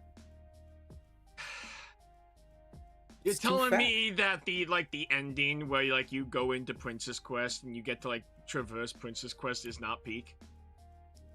The amount of cloned levels the amount of cloned fucking mini games I had to sift through to get that shit. It's not worth it. What is that take? It's not worth it. Dude, Help Wanted 1 has worse cloned levels! False. It's bro. worse! False. Listen here. While I'll admit the clone levels in Help Wanted 1 on average are lower quality and just fucking reskins, like FNAF 1 just in black and white. In Help Wanted 2, they literally just add more. Instead of a clone of everything, it is 2 or 3. No, they don't! Stop the cap. Oh my god. Fizzy Fast levels 4 and 5 are the exact same. Stop the cap. You're wrong. You're actually just wrong. You're wrong. Stop the cap. This isn't real. Yeah. Anyway, let's. Freddy's. It's the biggest piece of dog shit, bro. Give me your fastballs, guys. I'm just kidding. This one's actually ass. It's not even out yet, bro. Guys, it's not gonna be ever out. It is a fucking. It is a go-kart. It's a mid as fuck go-karting game. It's Mario Kart. That you cannot play with it's other buggy people. and controls like shit. I can't lie. Yeah, no, it is so. And then here's the thing: it is never, ever becoming multiplayer, which is just no. Which I forgot about that, yo. It's the largest piece of dog shit, bro. Is it What worse type of than art Ruin? game Is doesn't it- have multiplayer? Is it Yes. worse It than was. Ruin? Yes. It is a game that's not even out yet, not even finished, and when it will be finished, it's a kart racer that will not have multiplayer. It's the ever biggest piece finished. of dog If shit. it's ever finished. Yes. If it's ever finished. Exactly. Now, give me your fazballs. Yeah. Are we all in It's agreement? peak. Yeah, into the pit. Yep. Peak. It's perfect. It's the Down only to the minute actual detail. out of all of them, barring maybe like FNAF 4 still, but like out of all of FNAF, this is actually a well-made game. And Naked it's Cat crazy. Studios, please do more shit, bro. Please make On another God. game. They only let Yeah. them cook once. They were like, "No, you're actually doing a good job. Please stop." Like the We need the gameplay's mimic. good. The gameplay's good. The art style's good. The OST, not like maybe not like the same level. I say Oh, same it's not my like- it's my favorite OST in the entire series. I'm sorry. like It really is so good OST. Really fun mini games. Really fun mini games. That actually are incorporated into the story well. Like Yeah, hiding it does under the the table, tycoon swatting shit. It does, spiders. it does the tycoon minigame shit better than it does in fucking Pizza Sim. like that. actually scary. I've always wanted a game where Springtrap is like a actual stalker enemy, and you get that in Into the Pit pretty much. Where like Pit Trap again, it's where you wanted Vanny to be in Security Breach or whatever, where Vanny's like an ever-present threat. This guy is like always following you throughout the entire game. It's really good. It's actually spooky. And this comes at a Very point where good. a lot of people say like, "Oh, FNAF wasn't scary anymore," especially after like, And help with he's it an too. absolute demon. He bangs your mum. Yeah, he does. Exactly, He bro. fucks your mom. Yeah. Yo, the guy who made that video. I hate that guy. But like, yeah, no, I've seen people complain about like the pixel art. I think the pixel art is amazing in this What? game. It's the It's best better part than of the whatever game, we bro. got in Ruined, dog. I like this. Yeah, no, We like make I, it so at good. Studios, please cook again, bro. We The need you. only thing that this game actually has an issue with is obviously it's not the most replayable thing on the planet. Also, there's one issue I do have with it. It's fucking hardest difficulty. It feels so artificial. I can't lie. It just takes every hiding spot and just stuffs them and makes them non-hide. The attic is actually a dead zone on the hardest difficulty. That's Yeah. it. It's just the way it scales difficulty feels so fucking artificial. Other than that, it's perfect. Yeah, it is so it's so fucking good. And I mean, honestly, the reason I know a lot of people don't like this game, fun fact, you want to know who doesn't like this? I'm surprised Doctor likes this game because most theorists I've met hate this game because well, there's no connection it's to so that. stupid. Theory discussion. I'll say this about the theory crafting. This actually pissed me off. This pisses me off. This a lot of people like sleep on this game, especially in the theory space, because at the time it came out, of course, and even still to this day, of course, the Mimic is like the current storyline or whatever, and this is disconnected mainly from all of that, from a lot of like it's a self-contained story. It's a self-contained story, in like the universe of FNAF. Which I love. It's my favorite part about it. It's Yeah, a like, self-contained story. It is, and I think it's good, and it ties itself back to like the core concept of like FNAF story, like the whole like 5 missing children or whatever. The journal and shit, bro. Very nice. It's good lore. This is like a good like story, and it's a clear story. You know what? I feel like this also gets slept on about Into the Pit is that you have a very clear through line with Oswald. Like it's a very simple story if you want to like get like down to it, but like Oswald, it's a story of like it's the taking what you have for granted or whatever. It's a very simple like theme or whatever, but it works really well for what it is. And Oswald, I think, is actually more of an interesting character than both like Cassie or Gregory or whatever. That's the other thing, is that I don't think a lot of protagonists. I give Michael slightly more like points, whatever, but like I don't think Cassie's that interesting. I don't think Gregory's that interesting. I don't even think Vanessa's that interesting. But Oswald is very likable, I think, as a player character. One Yeah. of the best player characters in FNAF.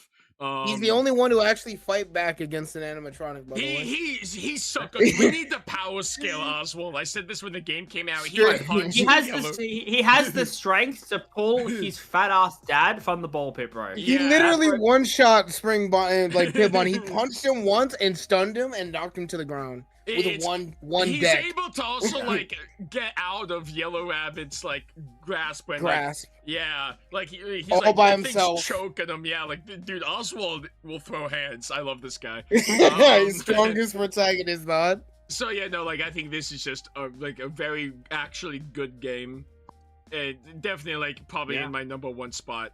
We're going on to Secret of the Mimic, the last one we have here. I have a hot take. It's the biggest piece of dog shit. Okay, maybe I don't have a hot take. Listen here, listen. All I'm saying is that the story, great. I like the story. The way they, the story that's being told here. If you can sift through the dog shit you have to do to actually get it, it's pretty good. The only issue, I don't give a shit about it. I don't really care much for Edwin's story because it's so far back. I just don't care.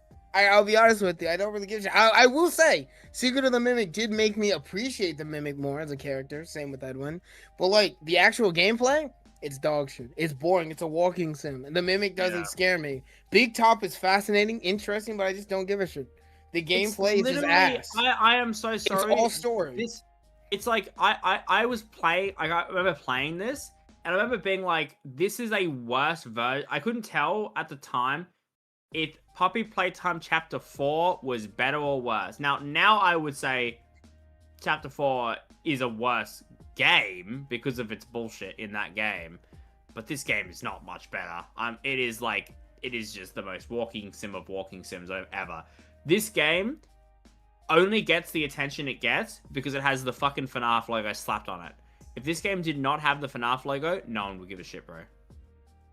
It's so just Secret of the Mimic is infinitely better than Poppy Playtime. I'm not gonna argue that it's like a great game, but I don't know about that one, bro. No, it's no, because again, Poppy Playtime is still at the end of the day, it's like scripted event after scripted event. There are scripted events in this as well, but it's interspliced with the fact that the Mimic will just like pop out of anywhere, even when you're just like walking around. It'll like get into a costume and start chasing you. The puzzles in Poppy Playtime, I'd say I enjoy more with the grab pack. The grab pack puzzles in Poppy Playtime were more fun than any of the puzzles in Secret of the Mimic. Like, I agree. I will say the scripted events are shit, are a valid complaint, but like the puzzles, nah. I would say that's better than Secret of the Mimic, the actual gameplay. Yeah, I like the aesthetic of Secret of the Mimic more than I like Poppy Playtime, because Secret of the Mimic has a very like, oh, this is like very clearly in the 70s. Like you have the carpet that's like from The Shining. It's all just very like sort of. Yeah, I mean, okay. On that note too, that's another thing that took me out of the game. Big Top existing in the 70s blows my fucking mind, bro. It is actual war machine right there. like, what the fuck is this, bro? It's okay. Look, I appreciate what Mimic tried to do. It's not the biggest piece of dog shit. Like it's close. It's close. It's for me. It's just like I don't have any like. My thing about this game is it's not like it doesn't make me angry. It's just inoffensive. It just disappoints me, and I just don't give a shit about it. I generally could play this game again. I generally don't remember what happens in this game. Like I remember I remember parts of the game. I remember the hype moments, like the Mimic coming through like molten trash, burning through a wall and shit like that. I remember like all the chase sequences, and I remember like the Tiger Rock section, and I remember the Big Top section. Yeah, the moon shit. I remember like all that stuff. We'll say that the moon, like the Sleepy Moon section, is actually pretty scary. It's pretty spooky. The game has some pretty tense moments. I will give it that. Oh, the Tiger Rock. Tiger Rock. Yeah, I mean, Tiger Rock actually made me. I would actually be willing to. Yeah, where you put it right now, I would actually be willing to say that this game, it is better. Okay, better than Fnaf World. It is better. Yeah, you could put it there. Actually, I would be willing to say it. It actually wouldn't be that bad. Like it is actually a well-made game. It just is so fucking safe. And it's so it's afraid to do anything like too crazy, in my opinion. I don't know. And it's It hard just to get doesn't into really it last because with it's the me. Mimic. I'm sorry. I just it like the Mimic as a character is just that. Its introduction was so ass. I will also say it did feel like this may be a hot take. It just felt. I mean, obviously, I know Scott would have had a big hand in this, I imagine, but it felt like Steel Wool was just trying to retcon them in themselves into the franchise. Because I'm going to be so for real, this is probably going to be Steel Wool's last game. This game sold so ass. I hope it's their last game, bro. I want Mega Cat back, bro. Yeah. Bro, it sold 150,000 copies. That is fucking dog shit for a game this big. The biggest piece of dog shit. You know it was bad when they were like, okay, this came out at the same time as the fucking Dead by Daylight chapter. Yeah. There was a bundle where you could get Secret of the Mimic with the Dead by Daylight chapter. Bro. Not the other way around. Not the other way around. Not like, oh yeah, you buy Secret of the Mimic and you also get the Dead by Daylight combat. No. You buy the Dead by Daylight chapter, you also get Secret of the Mimic. And you saved $5 off Secret of the Mimic. Bro. Oh my god. It was the fucking most embarrassing thing I've ever seen. I'm gonna be so real with you. I kind of also agree. I hope Secret of the Mimic is their last game. Get them out, bro. No offense to Steel Wool. I think they're good at making VR games. I've said it I don't before, know after I'll this say it most again. recent release. Oh, okay, the whole thing about that is that it was like outsourced. Okay, like, are we counting VR Secret of the Mimic?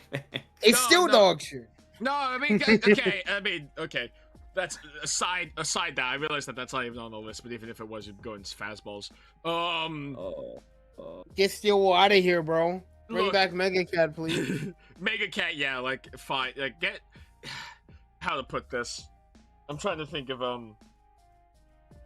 Look, again, no offense to Steel Wool. I think they do make VR games. In terms of like Secret of the Mimic VR, it's already been said like they outsourced that to a different company for some odd reason.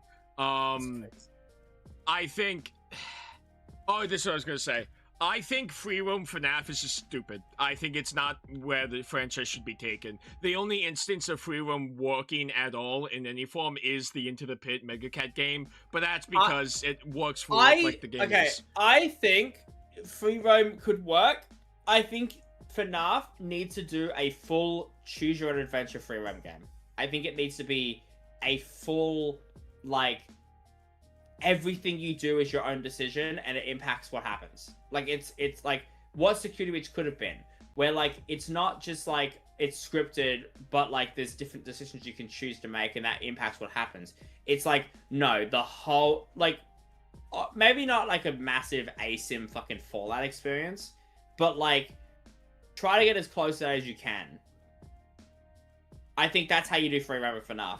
Otherwise, I disagree. You need to change it up. I think the best way to do free roam, this is what I was going to say, is that I think the FNAF game I'm most anticipating right now is the Joy of Creation, because I played the demo for Joy of Creation when it came out like last year or whatever, and the way that game, it mixes the Office formula of sit and survive with some level of free roam, where you're in like a confined space, but you can get up, you can check a door nearby, you can go, I think, if I recall correctly, in the demo, there's like a okay, it would be okay. I mean, yeah, I mean, I would say that type of shit would be really, really cool too.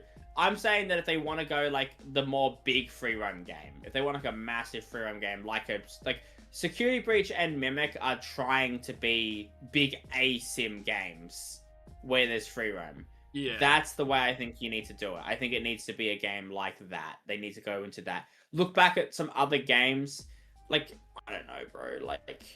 Well, even here you go. So, like, Security Breach tried to do the Office formula at some points, where, like, there's a point in the game where you're in an office and you have to, like, close two doors as Roxy and Monty are trying to kill you. But, like, it's so unengaging and it's so just, like, bland and boring. But, like, do a game that's, like, big free roam, but have those segments where you're, like, playing normal FNAF or whatever. Is it? It's so depressing, the fact that I am genuinely at a point now, like, I'm so excited for Joy of Creation, that's gonna be fucking peak. Yeah. I do not, like, if Secret of the Mimic is the last FNAF game, and, like, it's over, like I genuinely like I don't know what they're gonna do. I don't know how they're gonna take this. I don't know where they're gonna go off this. Like I'm genuinely like I'm at a loss. No, I have like idea, I don't know where they're they're taking the franchise. People say like, oh, it's gonna be like a Fredbear's game or something. Part of me hopes to God Hopefully. it's not. No, I honestly, because if they're doing a Fredbear's game next, that's because that was like, it's not my complaint with Secret of the Mimic, but I do see some validity in it. How far back are you gonna go, dude? Like, come on, I want to go in like what happens after Ruin. Like, we what happens need to the thing with this series. This is why I think it's time. I think the problem with FNAF at the moment is that it is just it's the continuous story stuff. Do a Mega Cat Studio Into the Pit. Make something that's not fucking related to the games. Like, we don't...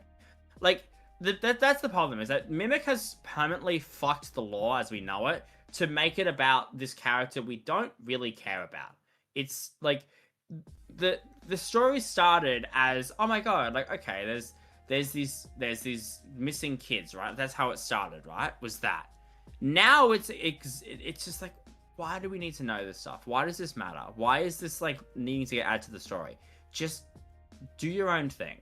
Do something completely different. Don't connect it to other shit because it doesn't need to be connected to other shit. The second you start connecting it and convoluting it, like people, the thing is, all FNAF can do now, no one cares about the lore of this game anymore. I'm so fucking for real. The lore of this game, it's gone. Like, they fucked it. No one gives a fuck. No, except people for, like, do the care. diehard theorists. No, Like, the diehard theorists. I think they need to focus full gameplay for the next one. I think Like, there's have a lore. world Have where... lore. But not focused. Not like a Mimic game where, like, the lore was 90% of the fucking game, bro. It was not. The gameplay suffered, bro. I think there's a world where you could have good gameplay and then also have a story told. It's like, I feel like, for some odd reason... don't have a story. I'm saying not have the story be the focus of the game. Like, this is the appeal. The appeal of Mimic, the entire appeal of Mimic, it takes place in 1979. Well, you know it's what? the oldest game in the franchise. Yeah, but you know what? In saying, like, okay, in a perfect world where we have a full story with good gameplay, that's normal fucking games in the industry. That's that's asking for the standard. That's the industry standard where you have a story that you can actually follow along with, and then also good gameplay. Yeah. This needs the industry standard, bro. And I think it's I think it's unfortunate that, if I recall correctly, Security Breach was supposed to be like the AAA game that Scott mentioned like forever ago, like in the Steam post, but it got kind of handed off. It got like that concept got turned into, I think, theoretically, or like technically speaking, isn't Steelwool indie in a way, whatever definition of indie or something. Either way, I think handing that to them was a bad move, because I think very clearly they are better at handling smaller projects that are more manageable, such as Help Wanted or Help Wanted 2, whatever. Like if you still all around, they have a really good track record when it comes to VR games, bro. Yeah. It's right. I kind of blame them for Secret of the Mimic VR because they decided to hand it off. But people have said, because they showed a VR version of Secret of the Mimic at like PAX East forever ago, and people who like talked about it said like, oh, it was a lot more stable at the PAX East demo compared to like the finished product that we got. Yeah, like just they should have generally just gone, it's a full VR game. Like they should have done that. Like I understand why they didn't, but like fuck me, man, it was. If it's just packaged like with flat mode and VR as a choice, it would have been fine. Probably would have had better sales, yeah. I bet. Yeah, I mean the game fucking. They also didn't market the game. That's the they didn't market the game at all. So like, go figure, it had bad sales. I'm not surprised. It's just like, bro, I don't know, bro. I've lost my love for this franchise. I do like it at the end of the day. I've spent the entire stream like shitting on it or whatever. Like I do like the franchise, and there's we things have that, spent like, this entire time shitting on FNAF.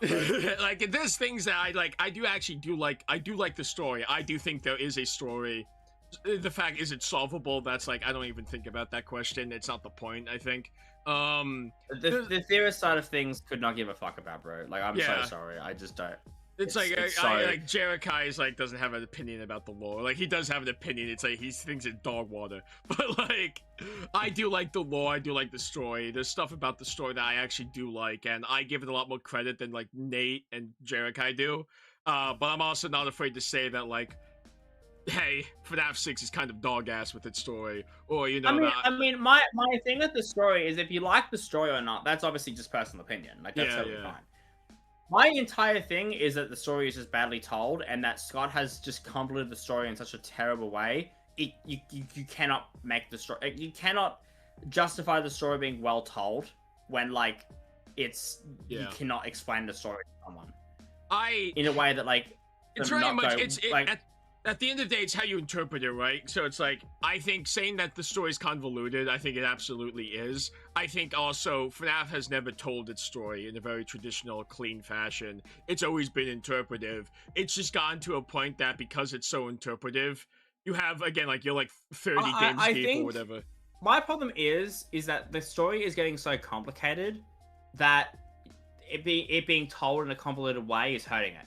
The first few games, the story is literally man kills kids and stuffs bodies into suits. Animatronics are haunted by suits.